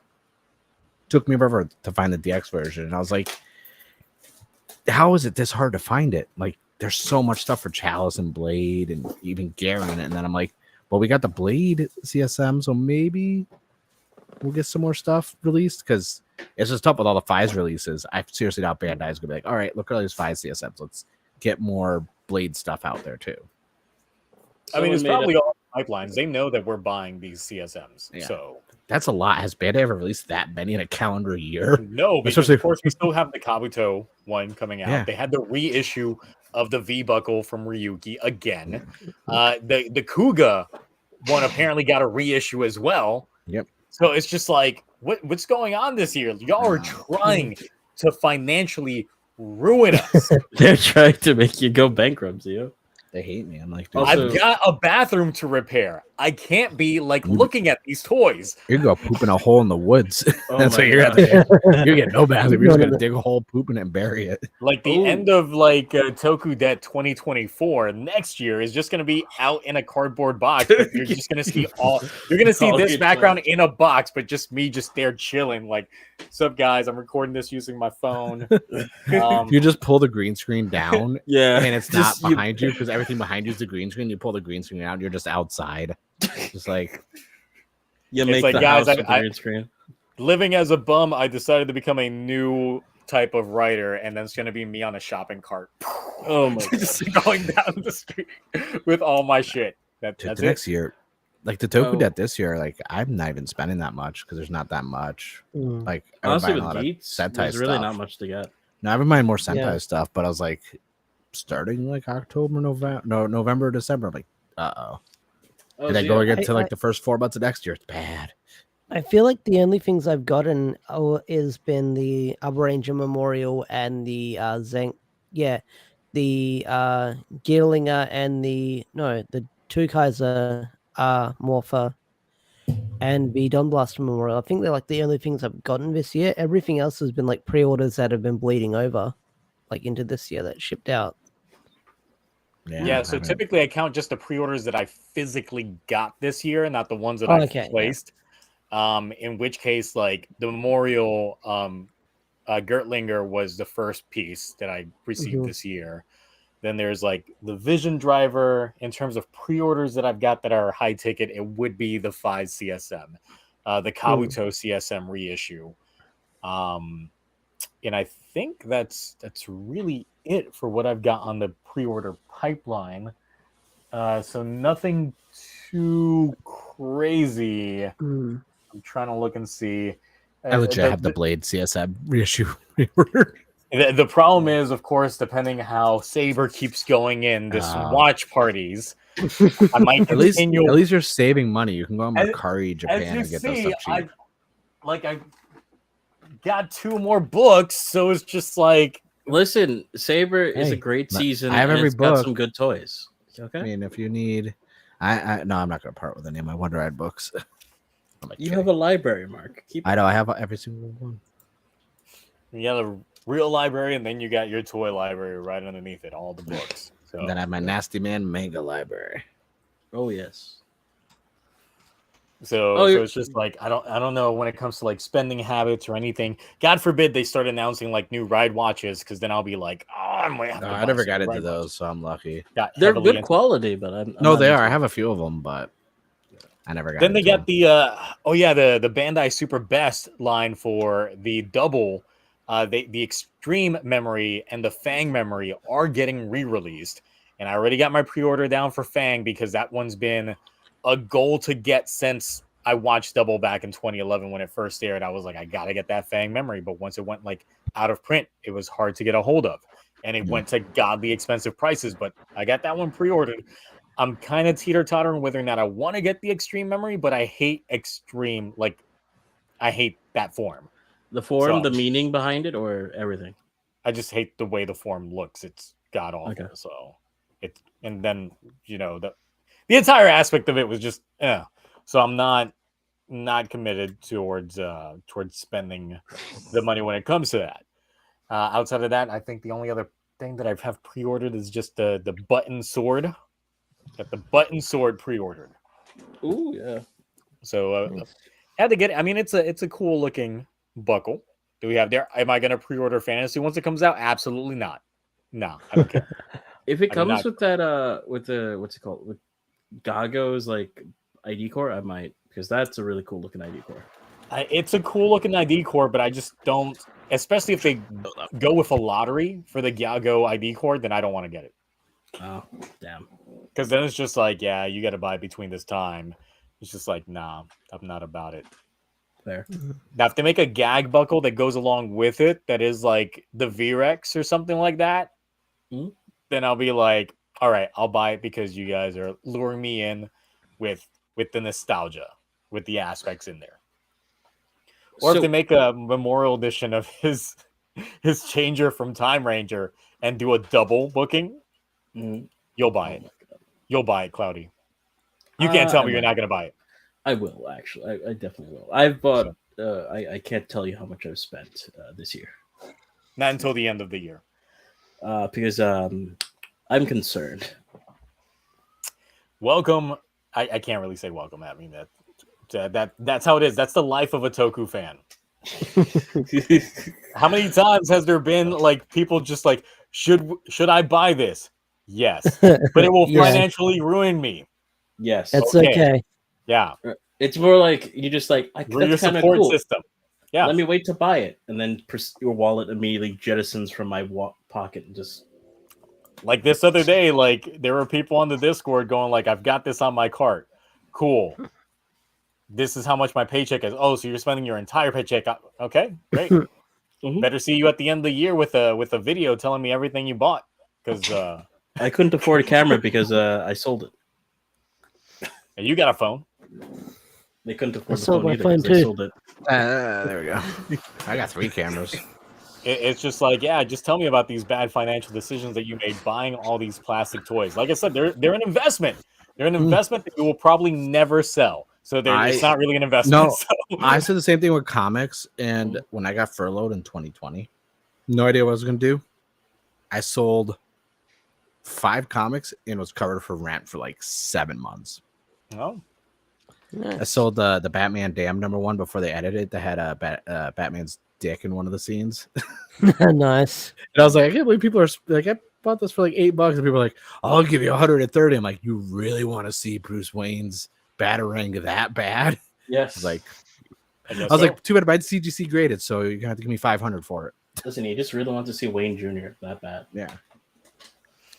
Then they actually got him, and they were like, man, ain't nobody fuck with Damien like that. But even Exactly. Toku stuff, I've resold some stuff because I buy the candy toy stuff and I buy them in bulk and I get duplicates. And I always get mad about resellers who up the price, but at the same time, I gotta cater to the market prices. And there's been times where I'm like, oh, these 2 boxes make 1 character, $30, please. And someone's like, okay, and I'm like, yeah, I bought the whole box for 40, so all right, whatever. I made my money. Zio, you should, even though you don't like Damien or the thing he's made, you should check out Super Sons. It is a very good comic. You know, I have the first 2 issues of Super Sons, but then I just never kept up with the run right after. It's all right. It's not bad. It's pretty good, Better. I'd say. So I just have those 2 in my filing cabinet and stuff like that. So The Massive Verse is better. Yeah. Agreed. I just finished all of what's it called? Yeah, Radiant Black. I have finished at Radiant Black because there was another one I wanted to read, and so? I was shocked by Okay. the mantle switch in Radiant Black. I was like, "What the fuck?" Oh, Shh, don't spoil it for those who haven't read it. I don't Yeah. want to, but it was insane. Yeah. But no. yeah, I'm excited for 25. It's going to drop because we might actually get an answer. Like the build up for that. Oh yeah, And they then said the flat big- out we get the answer like right out the bat. I'm just mad there's 2 different covers for the issue. Okay. So I was just quickly thinking, what would be a very stupid item that Toei could release? Or not even Toei, just any company. That it's something that you might already have, but if they re-release it in this aspect, the gimmick alone might sell you on buying it. And the first thing that came to mind, what if they resell Magnum Buckle with Memorial Edition backpack for Dapan? Oh my gosh! I'd buy it. I would take Buy it. Memorial Edition. That's it. Memorial Edition backpack. It's just a regular ass backpack, but it comes with a Magnum buckle inside. I should say this What? joke because it's bad, but for Japan World Heroes, I was gonna wear the school outfit and a backpack and just have the Magnum buckle. Oh my Like where god! you're like the pan from kids. Jesus Christ! And no one would get it. I feel like a choice few people would be like, "That is great." Everyone else would be like, "I don't understand." It's like, What do you think would be the most like ridiculous Memorial Edition like household item to receive? I think it would be lamp. no, the mop that freaking the Igarashi siblings were used to like mop the floor of the Mm, bathhouse. yeah. Oh yeah, the really large milk mop. Yeah. jug from Blade. You know you will buy it. Oh my god. Oh, what if they did more edition of like the Vice cooker? Oh yeah. For me, it'd Or probably be like E.T.'s cold mic. noodles from Fies. Wait, couldn't you actually get? I thought there was an actual rice cooker you could buy with Vice on it. Nah, I think that was a joke. Oh, was it? Okay. Or else I'd have it. I swear. Did they ever make? I think they also made the Squeaky Duck, the rubber They did. ducky from Mm. Revice as well. Yeah. So very, very limited. Stuff I mean, on we're all good. I'm sorry, we all know the same thing. Memorial Edition Park Bench, obviously. That's just like, I mean, we don't have to say it. Like that's a must. like literally, next time I go back home to visit family, I have that exact same park bench on the farm. Like we have like multiple park benches where you can just sit Jack, and, like, chill. what are you gonna do with Jeremy's hand? Whoa, hold on now. Whoa, hold on. Explain yourself. Well, I mean, look at his name. His name is Jack Spider. I mean, Oh. Yeah. It does write itself. It does. Yeah. It does write itself. well, Yeah. Hey, poor Please, choice you're- the name you're for that honest. one, but you're really on brand. Sometimes you gotta have it. For Gaim, we'd have probably Memorial Edition smoothie. Literally, you get the blender from the, oh my gosh. the bar, and that's it. Oh, would you buy it? Memorial Edition DJ's bandana. I was gonna make a joke of just a Memorial Edition like Lockseed clock because you can get back all the time you wasted watching that show. I mean, Memorial Edition like clock would be everything from like ZO, like the clock shop, like everything his I fucking have a uncle worked on. I'll find it and have it up on screen for we next do Friday. have I have a Memorial- saber clock. There was Sinto's Memorial Edition, watch, and Banjo's Memorial Edition white shirt. Why didn't they do a Memorial Edition mini fridge that you open it up and it's just a green screen for you to fill in the blank, or it's like Oh a my mirror, Oh yeah, you could put Inu brother in it. Just like or the body sorry. pillow from Bill. Listen, when I saw that, I don't even remember if we talk about it. It's been a long week. The Memorial, like the Bandai releasing those freaking body pillows for Ultraman mm. and They the did towels, that? but it's villains. It's villains only. So they have a freaking Belial body pillow Ooh, and like do they have a full-size tray gear? towel.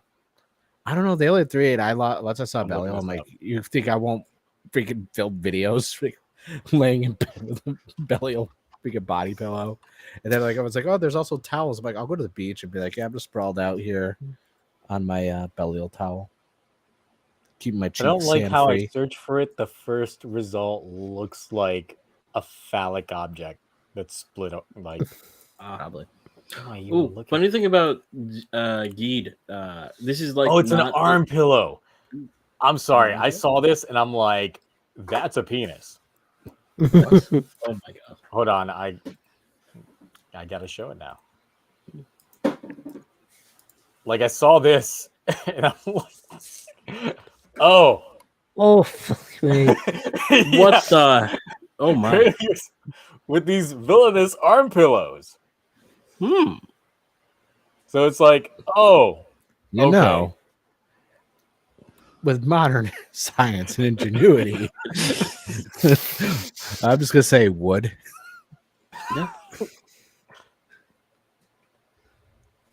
Oh my god. Why are none of these I don't other want to. I'm just glad they're I not don't wanna loading. We don't know when that's gonna happen. Yeah, I don't know what mystery's about to show up on here. I'm gonna hide Oh it from my. the stream just to see After what stream, pops up. I'll figure out the mystery when we're not on stream. Oh, good luck. Just send me that link. Mark can Well, I do have some research. I after have the to stream. allow ads for these to show up. It just Yeah. hit me with a pop up. Allow ads and you can see what these are. Oh, I'm good. I'm good. nah. I don't need I a. need it. That's like a free get demonetized right there. Just All of a sudden, you ads. guys are gonna see it like on display right here, and you're like, "Mark, is that the no?" But didn't we just know? No. Looking Mark, at some Weren't of the we comments, joking about that? I mean, some of the descriptions, they're doing things like even Gundam. Hell, the Act Guy, fucking Act Guy from MSG original Gundam, like the most awkward looking mech, is getting an arm pillow. These are all arm pillows. It's the new trend, honestly. Oh, So I mean, it happens. I was trying to allow ads just to see if they're going to populate, but it wants me to go into my. I'm not going to do all that. I'm No, not don't going worry to do all about that. I'm still waiting for Bandai to just release Memorial Edition of the 1-to-1 scale Gundams that they keep making in Japan. That's going to be the after dark stream that no one gets to see. That's hidden behind a paywall that's never been set up. if they sell that Jeremy glove, it's gonna be way too overpriced. Oh, absolutely, absolutely. It's Mhm. probably not even going to be like fun to touch because it's going to be plastic True. Yeah. or worse, leather. You start sweating on that son bitch, it's going to Oh. stick to your face. Ooh. Now, what if we get like a Jeremy hand and an Ankh hand together? Well, we already know an on-cam making by that joke. itself is already like $400 or $500. Nope, not making that joke. I don't know what joke you could make with that, but Hell, okay, they sold fine. an Good SH old figure double art of twist. just a hand, and it was already yeah. It's gonna be Blazar all over again, especially how he was handling that rod. Literally, how he was handling that rod. So, oh my god. Oh yeah, the SH figure arts for Blazar, they've sold out, by the way. I know I pre-ordered one late last night. the Yeah, colors on it it's still gone. threw me off. I think it's like the black accents on it just look too dark versus like how it looks like in the show, where it seems more like a darker gray. Well, I've noticed, especially with Ultraman SH figure arts, the color in the physical product when you take it out of the box is always different than the promo shots that they use. I don't know if it's their lighting that they do, so you can see detail better on it. Any of the ones I've ever gotten, especially from like Orb, Jeed, and like Rube, have looked far better than any of the photos that were like stock online for them. Oh, absolutely. The maybe Especially Alien Guts. Alien Guts is like the perfect SH figure art, probably one of my favorites that's ever been released. You guys won't stop with the Caesar X. Look, I'm downloading Caesar X for y'all. If y'all like after this Toku Rewind is set up, we will watch This Caesar X. Is one Wait, of the you're giving best in? SH figure arts ever If it released. downloads, if it finishes downloading. Like that color, so good. The blending, easily the best SH figure art they've ever released for Ultraman. But it's so heavy, the thing falls over all the time. That reminds me, Yeah, there's something well, I got in the mail last week that is also an SH figure art, has to do Oh. with this conversation. I They're gonna got say the to Miss Toro. Huh? Nothing. Oh no, it's the eternal Tajador. I don't figurine. know if you're trying to show it off with your VTuber model, but we can't exactly. see it. Your I VTuber was model wondering is if someone was like- gonna say it because your model. Oh no, I actually it's have like, it. it's like your VTuber model is reaching for Yeah, something. It's it's just like imagine if it would just show up on your VTuber. Oh no, there's an image of it I have loaded already, so it's gonna actually pull it up, but never mind. I mean, you VTuber model could. gonna hold the photo up. We There's can no see how point. that's gonna Everyone work. knows what it looks. Everyone knows what it looks like. Oh well. Boo! Then commit to the bit. I will not. Commit. But then also another great SH figure art for everyone that I heard they are possibly going to re-release some SH figure arts as well. But we got the Jack form for Blade. Nice. Oh, so much better than the King form for a color standpoint because the King form seemed off. Also, my King form got broken, so Who broke it? the kitten.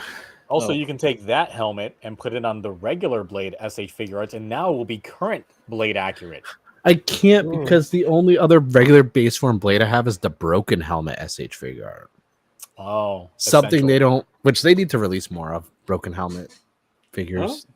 That's the only dub that Kawa ever got in Gates was the broken helmet shot he got. He early had on. more dubs. Than If they that. release that as a SH figure, I'd buy it. Or like I Name upgrade for the helmet. 5 dubs he got. You're asking for too many there, Zio. I said more. I didn't say that many. I could list 20, He needs 5 because that would equal all the points of the dub. but I I just mean, took listen. pain meds, so I can't list 20 right now. I'm thinking about like Arby's. Okay, I can name 2 more. There was the church fight, and then there was also his rider kick when he got Ninja. You know, Ninja That was like, good. just chose him. Yeah, as but well. all that's like early Geats when early Geats had like potential and everybody was loving Well, him. I can't do anything in the mid-season of Geeks. They shit on that man like crazy. Just I call mean, up your boy he Takahashi. put Daichi in the hospital, so Oh yeah, that is true. He did put Daichi in the hospital. He didn't kill him though. He would 'cause have. he if wants not- to- Even if he did, his wish would have brought him back. So yeah, they could have killed him again, just like his own parents and sister. he Yeah, probably listen. wouldn't have been in the hospital had he actually killed him because he like would bring him back and he'd just be like, "Oh, I'm back. Okay, great." If we actually got bad end, he might have actually stayed. The one alive. time he ducked and the boost buckle didn't hit him was a double W. Oh yeah, that's Okay. true. He was like, not again. The That first hit Too him time, bad in that the bit's chest. done. No, it's gonna happen one more time. Maybe once the credits are rolling. In If the last there's not a episode. blooper reel on the Blu-ray of just a montage of him getting hit by the buckles, I want that, please. I'll do that. I'll put it on YouTube and I'll just put that Sarah McLachlan ASPCA song in the arms of an angel in the background and just grayscale it so they won't. Oh, that's a delay. Oh my god, it just happened so sudden. I was like, Yeah. "What the hell?" I was I like, thought you yeah, had actually turned on your camera for once. right? God no, I would never do such a thing. Hold on, I'm just shrinking assets. Ooh. Shit, what? All I right. was doing this the whole time. It took a while. As we wait here for I'm just these gonna- assets to shrink. I'm just trying to make sure there's Whoa. no doxing information on my. Oh no, freaking because desk. I could actually leak you my actual face if I'm not careful here. Jesus Christ, this is so hard. Oh, because it's so close in, you can see a reflection of your face. Yes. That's funny. No. All right. It's not funny. A memorial edition Kuhn's letters. That's Oh nope. Are we gonna see your file folder show up too? No. My file folder stays in at all times. Watch out what you got over there. Might see some new actress names that people are gonna have to Google. No, they know the actors' names. I'm very, very blamed with it on off stream. I was gonna show my ass. Actually, I'm shelf, if they my release doxing Kiketa statue, information- I would buy Kiketa statue. Biggest plot hole. Still don't know who's eating oranges. I'm not letting that go. Well, you Because know, even in his human avatar form, he's not carrying any oranges. If there's just one scene of him carrying an orange, I'd let it go. really, He doesn't eat. He doesn't eat in these forms. The bowl was full. Then there was less. It wasn't Kawa because obviously he has an issue with citric acid, so I know he didn't eat them. Really, just reminds me. Like, remember Kuhn? I feel like he's such like the most useless supporter. Him and Gene Like- just being like- God. I'm like, yeah. Like in this episode, it felt really weird in this episode because it was a neon focused episode, and I was like, this episode's missing something. A certain really tall simp. Whatever happened to he that hasn't guy? showed up in forever. Well, no, because he went through that 4.5D Yeah, space. even though it's wormhole. technically I not thought finished, that was so they could I easily thought that was come going to be back. like a bait and like he was going to come back at some point. No, they kept that. Neither him makes nor sense. Gene have shown up. Yeah. In the Okay. grand end isn't You know- over. You, So- you guys are just prepare. You can see the whole thing. It's gonna cover my face. If there may be a reflection of what I look like in it, but you know who cares? Just He's it's gonna photoshopping replace like me a for a second. gremlin in there or something. I'm not photoshopping nothing. There you go. You guys. Oh, hold on. That's the same. Yeah, that's the No. same ratio it Yeah. was before. You did nothing. Yeah. No, I did. This. Good job. Oh, this is the old image. Oh, great. You did. We were here waiting, and it's just like nothing. Ah, stop it. You know I can't do this while this is up. So I'll. Just What's do that this. basketball term? Shot clock violation? Like Oh, took yeah, too yeah, long. don't worry. Okay. Oh, you know you know what the figure looks like. I have the picture. Of this I know which one you're talking about. Yeah, I saw it. It's O's, isn't it? Yeah, Guys. it's just I can't with this right now. I hope Is that that- gets a figure eye standard release because I got the Tajadol combination. I want another one. Oh, funny thing about this one is it also comes with the original Tajador what do you call it, coins, but it comes with an extra one for whatever reason. I don't know why. I think it's to fit in the mini launcher on the side here. I don't mess with SH figure arts that much because one, they're overpriced for what they are, and Oh, absolutely. like Bandai, the Just- quality of them has actually gone down from a standpoint of you can break them, take them out of the packaging. It's just that specific one. It's all I about don't real the RAH line where it's $400 for one figure. That's what it's about now. Yeah, no, not gonna spend that much money on that. At that point, I might as well just make my own costume. Yeah, It's true. I've only bought Just like 4 or buy a 5, mannequin so and put that costume on said mannequin. And Want to then guess we'll how be much I done. paid for it though? 50, No, 30. Higher or lower? $25. I was close. Ooh. Yeah, good deal. Not bad. Oh yeah, So, that was definitely worth $25. I'll say that. all right. So we are nearing the 3-hour mark already. So to end things off, give me the wildest speculation you can about how Geats is going to end. Anybody? Anybody. DGP reset. I gave you mine. It's full That's- reset. I think we're going full reset. Yeah, full reset. But Kawa what would you marries want to Nan. see? Oh, what would I want to see? Yeah, what would you want to see? What would like make the show have good end for you? I want to see Geats and Kawa fight like Naruto and Sasuke in the second to last episode. So are they gonna like at the end be next to each other, all bloodied up with each missing an arm? Yes, absolutely. Mm. Okay. You know, and I we'll wanna- retcon it all the way back, and they'll kiss as well in the past. How about if you change it and they're both just missing their moms? Oh yeah, they could. Wow. Oh, actually, no. They could. Both be Martha, missing why'd you their- say that name? Oh, they could both lose their sisters as well. You know. Yeah, they could just both lose their sister. I mean, Keiwa's already lost his twice. So Exactly. So Geets could lose his once. Who knows? It's like, Keats, we have to say Mitsune. Why'd you say the name? What about you, Ash? You got anything you want? Yeah. I want to see Keiwa and Ace both get hit by a subway train, and then they wake up and they're in an apartment with a black spear in the room. Oh my god! You want them to go Gantz? Yeah. I mean, it already went Gantz at the start of the show. Why not go full Gantz? All right. Commit Y'all are to it. forgetting the true ending where Nan How many of finally these people finds actually true know what love. Gantz is? I'm just curious. And it's Sarah. Sarah's Nan's true love. Oh, Sarah's Neon's true love. but could buy as a that. tree.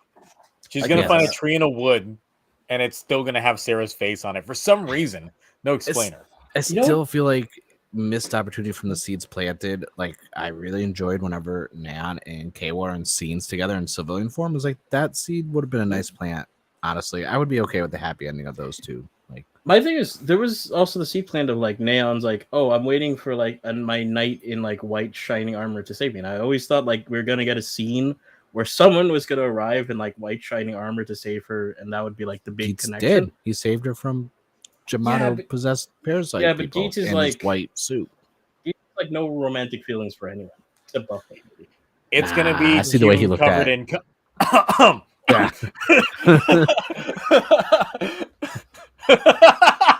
Oh my, what the heck?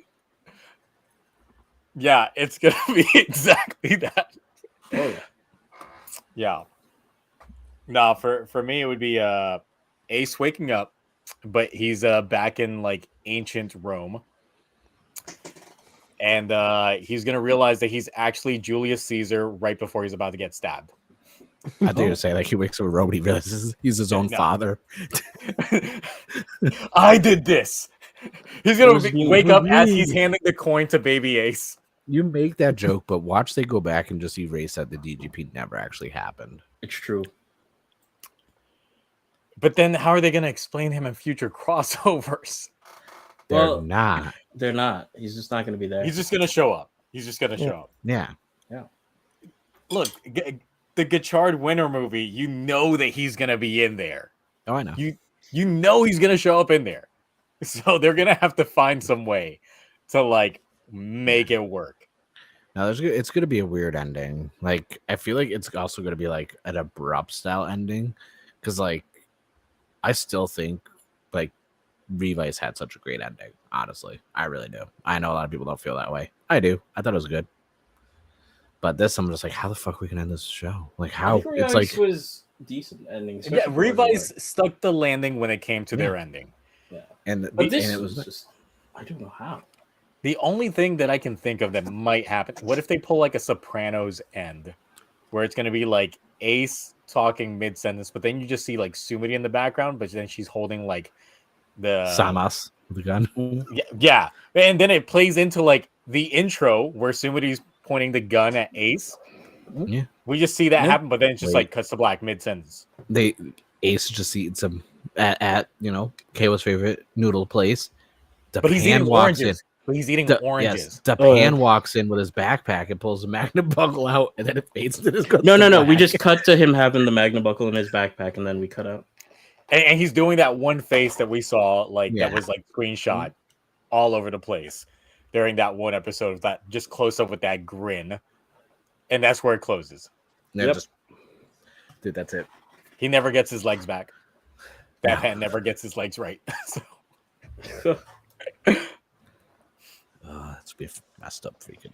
I don't know how it's gonna end, but I mean, I don't feel know like how at they this could point, make I it don't think good. anyone's gonna be happy with how the show ends. Honestly, I don't think anyone's gonna be like, that was a damn good ending.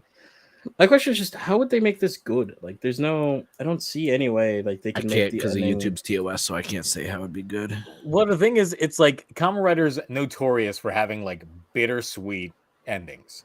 Right. Like it's not it's rare that we get a happy ending. There's always something left missing.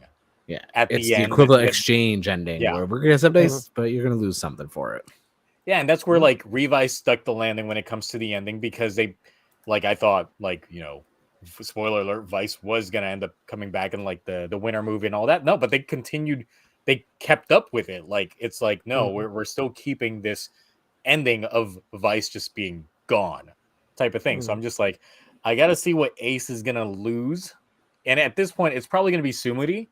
But I'm just like, but she's not your real sister. You wished for her to be your sister, and now she's building up this relationship aspect where she's committed to the bit. But I'm just like, it's not the same emotional sting as say like an actual relative, especially when Kay was literally lost his sister twice. Like if Ace loses Sumidi, it's not going to be the same sting as what Kaywa felt. Of course, not even close, honestly, because I don't even Oh. know what made Sumeri or if she's even a person. Even 'Cause then, they never like went it's into that. her entire like turn into feeling the feelings that she does for Ace kind of feels a little unwarranted because the scenes that she did get with Ace didn't feel like they were forming as big of a bond that would lead to that moment. But Zio, she gave him rice balls. Oh, great! And He she did gave the same thing girls as for well. Michinaga. He did the Exactly. same thing for him. So I And mean, that's why they were closer, and they teamed up right after that. Yeah, and the thing is, it's like Oh Ace my God, they actually did. like cooked with Ozma, but Yeah. Sumidi just populated noodles and just like they had mini I mean, hot he pot made together. Kayla a So steak, I guess. So yeah, I've Ace seen. is the one been cooking. So Yeah. See, unless they actually like Zeru says over here that she was born from Ace's mother's gene. I don't think That's that they specifically They no, like, I never didn't say said that that, though. specifically. They said they programmed her yeah, when they created her. Because in that case, that's a sister mom. yeah, because It's it just would curious. also be weird. We're gonna come The up big- with Kamen Rider Yeehaw. Oh God. The problem with Geats is like the way to fix Geats would be to fix like the middle part of Geats, like a lot of the build up to where we are now. Yeah, Hmm.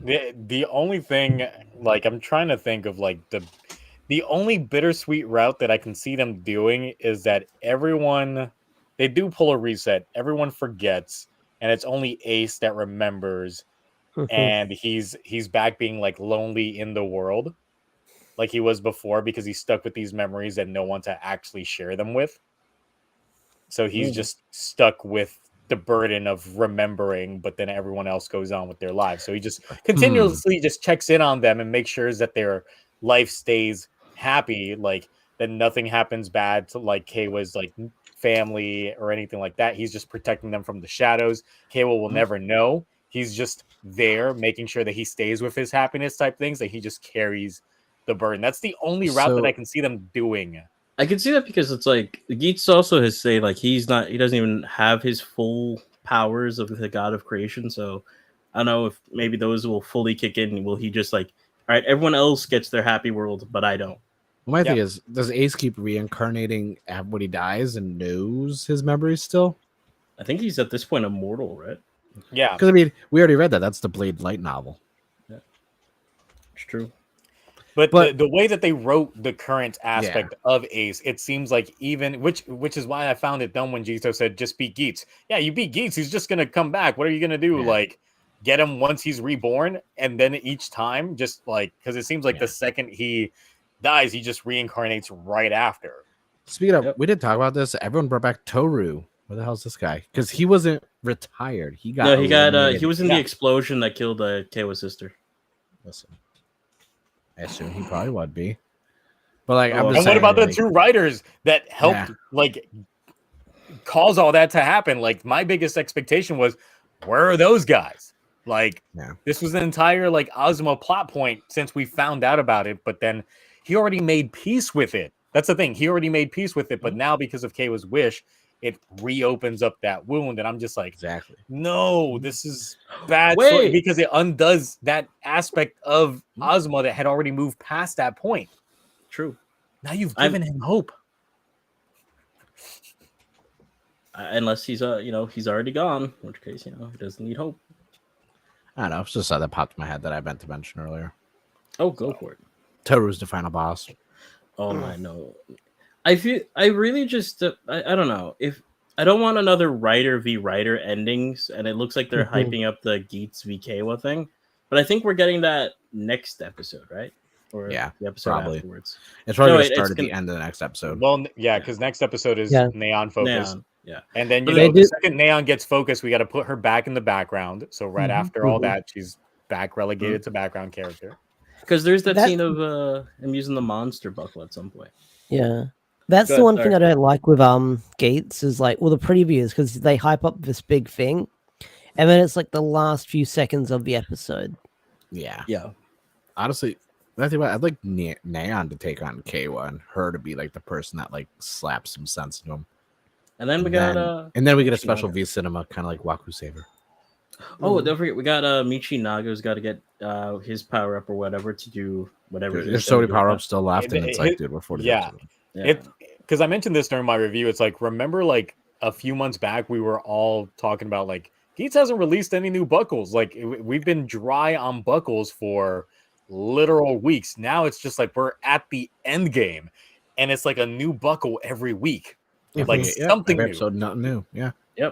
Because I'm already expecting at the preview of next episode, so episode 45's preview, we see like Buffa's upgrade in that preview because they can't keep a secret anymore. We've seen all these forms now via previews before any proper leaks or anything. Now they just put it in the preview, and I'm just like, Nah. stop it, because now it just kills my hype. And it's worse because like the way they do it, it's not even like in like the beginning or in the middle of the episode. It's always at the end, like at the very end. Which is why it doesn't need to be in the preview. It's like you're literally showing us the end of the episode in the preview. There's no hype for it. At least when they did it in like build, they didn't show you the form at the end of the episode, even though they did that thing where like a character would get their next upgrade at the end, only for them to kick ass in the beginning of the next following episode. Yeah. So I don't know. We'll see. At this point in time, I think they're done filming. I think within the next 3 weeks, they're done filming Geats. So we'll start seeing like everybody with their flowers and all that shit in the next 3 weeks or so, as they start wrapping up the production, and then we're done. We're done. We're just waiting for to see how it is. Unless they enclosed a lot of the final episodes in a closed off set for reasons, because they didn't want certain things to leak. But there are other leaks out there, such as a certain writer name called Zillion and things like that, premiering literally the second to last episode. And I'm already like, oh, It's got to be Jito, right? You think? It could be, but at this point, like, then what are they gonna do with Suaru? Like, the actual guy that's running all of the DGP, is he just gonna be like villain laughing in the background? Like, you're never gonna stop the DGP. I'm just gonna move to a different timeline.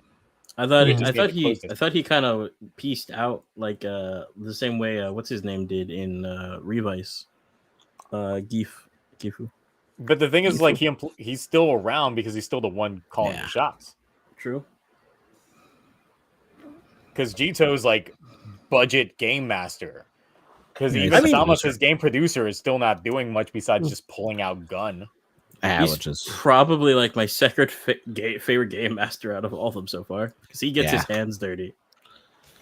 Yeah, without actually transforming. And here's hoping that when he does transform, if he does transform, it's not the same thing we've gotten so far. No. I think Jito is rumored to transform according to leaks. I mean, it makes sense because he's a game master, vision driver. Like, he's gonna be Glare 3. And that means they're gonna re-release the Vision Driver with all these new sounds. My only thing is, like, from a Soto standpoint, like, they keep like every time there's a new one, it's just literally okay. It's the exact same, but the stickers for the helmet are different and the elbows are different. I'm like, I gotta get a whole nother Soto for this. Like, I'm still hunting down another twin command so I could have the Kawa Tycoon twin command Soto built. And I'm just like, I wish I could, find these easier, but no one's selling them individually for a decent price, and I'm not buying a whole nother set just to get those again, because that's just not worth the price. I was thinking, do you guys think they're gonna be do a team fight against the final villain, or do you think it's gonna be one of those things where each of them goes down, gets slaughtered by the final villain, for Geats to unlock a new power trust last buckle or whatever the hell. It's Each when side is everyone trust and finally last. trusts Geets. He And the finally last gets an person to do upgrade. it is gonna be Michinaga. Oh yeah. No, it's gonna be Kawa because Yeah. Kawa's right now like No, that's true because him and Michinaga are best friends now. We have Yeah. those. True. So is it two Yeah. buckles like trust and last? Yeah, Like, that's what I was thinking. Like they just trust last. dude, I will literally stop watching Kamen Rider. I don't know swear for to how God, long, but I will really stop hope watching that it. doesn't- Now I hope what- that doesn't happen. now what if during the transformation the lead singer of Trust Last shows up in the short shorts, booty Mhm. out, and all that Mhm. stuff, and you just see her like go through Ace to allow the transformation to Best happen. ending like, you ever. just- Best I final will episode watch ever. that ending on loop, and I will never watch Super Sentai again. Oh my Super God. Sentai. What? What? This is I'm just Kamen Rider. Because yeah, no, it's just that's the only Toku that exists to me now. Oh, Oh. is Is her Wait, in the you're gonna shorts. piece out to Ultraman and everything? Oh, trust me, Ultra something. Never mind. Oh, There's that. TOS. then Oh my. Trust Ass will definitely become a proper thing on there. That'll be the only thing I trust. But seriously, like, what do you think? Like, how do you think they're gonna do this final arc? Like, what last 4 episodes, 5 episodes? Not gonna lie to you. Not my painkillers kicked in. No idea. Oh, okay, nice. Nice. I mean, every idea that I have, I just feel like they're all going to be wrong at this point because it's like I keep having expectations based off of what's been set up before. Mm. And Takahashi just keeps not delivering. Okay, what gets another buckle? I don't think it's like called the not that he bougie doesn't sword. deliver. It's just that like he seems to like find like a path that no one wanted, but he's going down it. Oh, that's right. They're still gonna have the Gutchard cameo too. Yeah, but that's going to happen at like the very end. We're almost at the very end. We're pretty close. Yeah, but also like we still got a lot of stuff that hasn't happened. when's the summer movie come out in Japan? No idea. August. That was December, wasn't it? Because the first like preview is going to happen during that summer movie. But we'll see probably Gachard's actor or the suit show up at the I very last episode. wonder if it's going to be as bad as when we saw Revice in the summer movie first time, because that was such a bad first impression. And same with at the end of Saber, that was such a bad first impression. Like I was like the fart jokes and this and that. Oh like, yeah, and then remember was how they had so the bad. gimmick? He had to come out of an orifice of Iki, right? yeah. So I'm really like I'm not even going to trust like how the first appearance is going to be based on how it would be in the show because that Okay, was so apparently the movie comes out the 28th. So in 28th. So in 2 weeks, 2 weeks. the movie comes out. So that means that we're gonna get probably a trailer during Superhero Time in 2 weeks. That's gonna show proper footage of Gachard. Which, if that's the case, then we're probably getting poster next week. If that's the case, does that mean no superhero time next week, or is it the week after? I think it's no Superhero Time during that same week, that same weekend. Okay. Yeah, Probably. yeah. That's gonna be So I interesting. remember Don Brothers took a break in between its movie, if I remember correctly. Its summer movie. But a lot of the times during the summer movie like shooting, they tend to like not focus so much on their episodes because of that, because of all their priorities are set into those Yeah. movies, which could also explain Jack the Spider. No, those were not amazing debuts. which could also explain why the sudden quality dip that we're having with King Oger currently is because, of course, they happened during the time of filming their summer movie. That's true. So that could be the explainer for that. Just really thought of it, and I was like, okay, that could be the explainer. Why? Is because we're so close to it. But at the same time, with Geats being towards its finale, but then also having this movie come out so close to its finale, also, it's like, it's kind of a bad time. This is one of the bad things that happened with them off-syncing Kamen Rider and Super Sentai from their production releases is this. Oh. The problem with those like debuts were like they had things or set up things that didn't make it to the final show because obviously they make the movie debut before they finalize the show. So yeah, and a lot of times it might not be the actual head writer of the show that's putting in their bit for that movie. It's just the notes taken from the production staff, and a lot of times,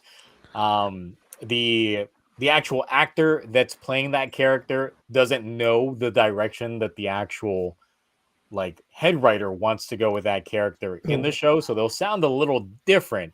Like the biggest example, and this is from a Super Sentai standpoint, is when we got Don Momotaro showing up in Zenkaiger. Oh my god, yeah. Just completely different in terms of like the way his voice sounded and all that, to the point that people didn't even think it was the same guy, but it was. The biggest thing is just like he had no direction from how the actual writer of the show wanted things to go. So, yeah. So first impressions can always be a thing. It could just be a tone that Toei is trying to set for the character versus how the actual head writer actually intends for the character to work within the context of the show, which is probably why Revice didn't hit. Geets set expectations extremely high based off of his debut, and then we'll see what we get with Gachard. My thing is, like, I'm going into Gachard with low expectations because I'm really hoping they take their time and, like, slow roll it, please. And Masked Hero Phil, we don't know who the actor is for Gachard, but that's usually how it goes. We don't know who the actor is during the time of their debut because they don't even credit them in the credits for the film and appearance. Yeah, Just yeah. to keep that mystery, because every time that we've gotten these characters show up, like, you hear them voiced and all that stuff, but they don't credit them just to keep the mystery. Mystery, yeah. Yep. Which means we'll get the press conference like 2 weeks right after. So, but most likely poster is coming within the coming weeks. Probably next week if I was a betting guy. I wouldn't be surprised if it leaks out Wednesday? next Friday. Wednesday or next Friday. Yeah, we are currently in an era, especially since King Odra's poster leaked ahead of time before the official leak. And the thing is, that one was a weird one because the helmets looked a little off from how the actual production shot was. Because I remember when I did my video about it, it's like I was talking about the helmet of Kawagata Oja, but then once we actually got the official one, the helmet looked different. Like there were some additional things done there for it. So what was the leaked one again for King Oja? It wasn't the one where they're all like action posing, was it? No, it is. No, they had the only difference is just that the way that the shot was done for their helmets, it looked like they were see-through, and there was another helmet underneath their visors. Oh, I think I remember that. Yeah. So that's the way that the leaked one looked like versus the actual official one, where it looks like how we actually have it in the show. There is no underneath helmet; it's just visor. So yeah, well, I guess we'll find out in probably if that's the case, then possibly Wednesday, Thursday, maybe before we even go live next week. We could imagine 2 minutes before live. That'd be something. It's like as soon as we get off Blazar, we just go live, and then chat's just like, "Did you see the leaks?" It's like, no, what's going on? We're about to talk Blazar. He literally ripped one in front of the monster, but there's leaks. So yeah. All right, but at that point, we are past the 3-hour mark. We are cutting it. We are cutting it. All right, Ash, where can people find you at? You can find me over at Deoxy360 on the Twitters, the YouTubes, the Instagrams, the Threads, all that weird social media stuff. Oh, you moved on to Threads too. Yeah, just to promote my videos. But yeah, we've got Power Rangers Hyperforce coming out on the 19th. We've got Radiant Black issue 25 coming out on the 19th as well. And yeah, interesting stuff to look forward to. I'm probably going to do a review for Radiant Black just to dip my toes in and see what the response is. Okay. All right. Mark, what you got going on?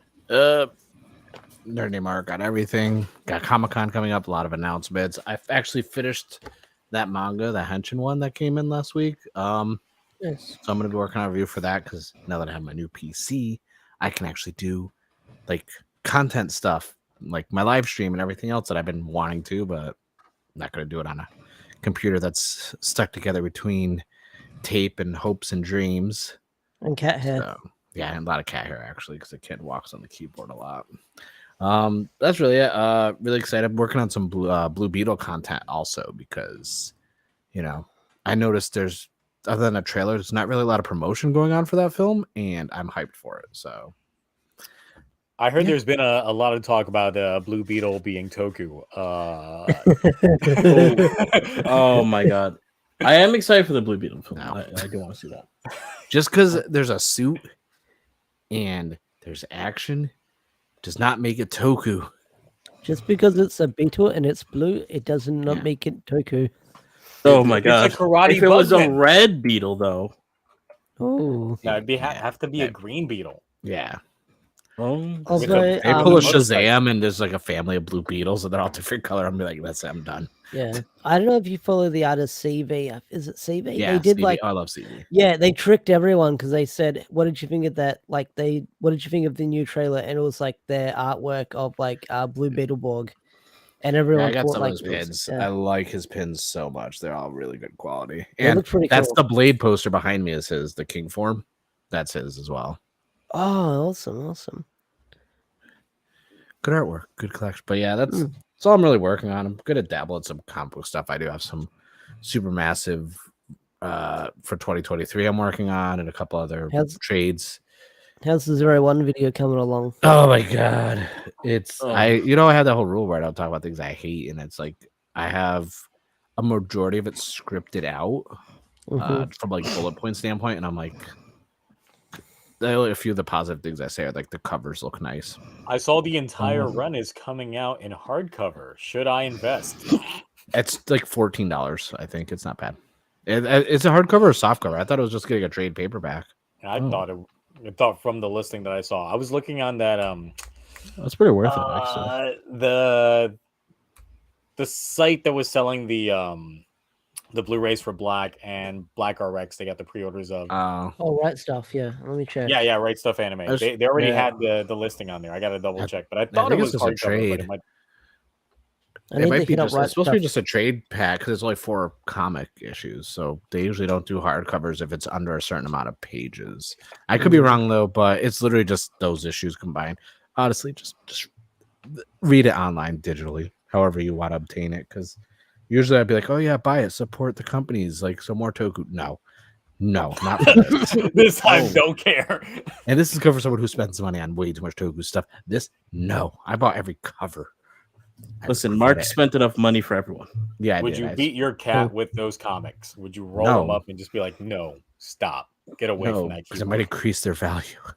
Oh my god, cat hair increases their value. Battle worn 01 comic. This seen more action than the actual comic itself.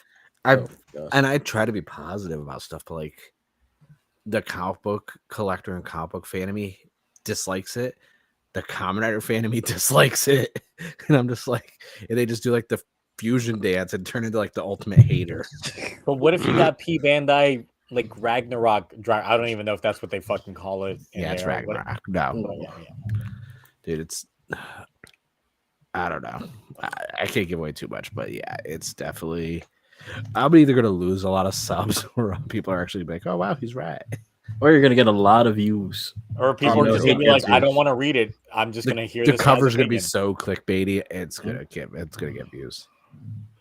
The best Kamen Rider comic ever, and then you're just gonna pull out a Blade manga. The thumbnail's me sitting on the toilet reading it. I'm literally sitting on the toilet reading it in the thumbnail, and I'm like, which one's more shittier? Listen, I'd watch a Yanma solo movie. That would be amazing. It's like I got some X-Lax and I got the 01 comic. Which one is gonna give me the runs sooner? Let's test it out. The comic. Take the Let's 01 go. comics into the bathroom. Yeah. Well, I wouldn't wipe my ass with this comic. Is how it ends. Yeah, that's really all Toilet going paper on. review. Because like it's been tough with that comic book series because like I had to like reread it, nitpick, had to watch some of the show for context to figure out where it takes place, and I'm like, you shouldn't have to work this hard to read a comic book. Oh god, it was that bad for you. There's no pickup and just watch. It's like the Food OPI situation. If you never watched Double, like you're lost. Be as much. But if you've never watched 01, why would you read? It doesn't even. It's not an origin. It takes place like when the show's already started. Mm. It's pointless. It's like right in the middle, right? No, it's not in the middle. It's like maybe like a quarter of the way through in the show. Oh, okay. Damn. Which we knew that, but that's part of the reason why I had no stakes, because we Yeah. know, like, already by the end of this, there's Yeah, going to we be know no how- mention of it in the show, obviously, And it means nothing. they made it out at the end. It's Yeah. like, well, That's what's like, he's named Ragnarok. That's the bringer end of the world. And then I'm like, well, the world continues in the show. yep. And Yep. no one even talks about you. Yeah. So, all right, Cloudy, what you got going on? You promoting Size channel again? Oh, absolutely. Well, next week I won't be promoting my Size channel. I'll have to promote my own channel. But Size channel is getting promotion because he's got that Ultraman impressions video. Check it out for more information on his channel. It's if you want to give your best Blazar impression and be featured in Size video, just DM him or email him. Like those are the best ways to get like your video submitted. Make sure he knows, and then he will give you the honorable prize of getting a clap. He's just gonna clap for you one time, Wow, just once. single clap. Yeah. Okay, great. Yeah. Well, so for people that didn't know, I am technically still sick, though it's an ear infection. So because I found out it's an ear infection, I was like, oh, my throat's good. I can drink alcohol. Great. You Okay. can sleep. So I was just like, yeah, I can go ahead and get my rest. The medications don't run into issues with the alcohol, so I was good on that front. However, I do have some home repairs, and I'm just like, oh my god, I'm going to be completely broke. So I'm going to go ahead and work myself to death in terms of trying to get out a lot of overdue content along with my busy work schedule. So if you start seeing random uploads start popping up, it's probably because of that. I've already got a script that's like halfway done, and I'll probably finish it tomorrow, and I'll probably try getting it out. And maybe by tomorrow. One of your opening we'll- skits is just you in the grave. That'll be crying like just whatever I release next week. It's just gonna be like the nonstop grave. It's gonna be personas taking over the reviews because I'll just be dead on the ground, and that's it. You're just gonna keep that up. So we'll see. We'll see. I'm just gonna work myself out because I'm just like, I'm at that point where I'm just like, I don't want to be that guy that just opens up a Patreon because I'm just like, I don't feel like what's the point.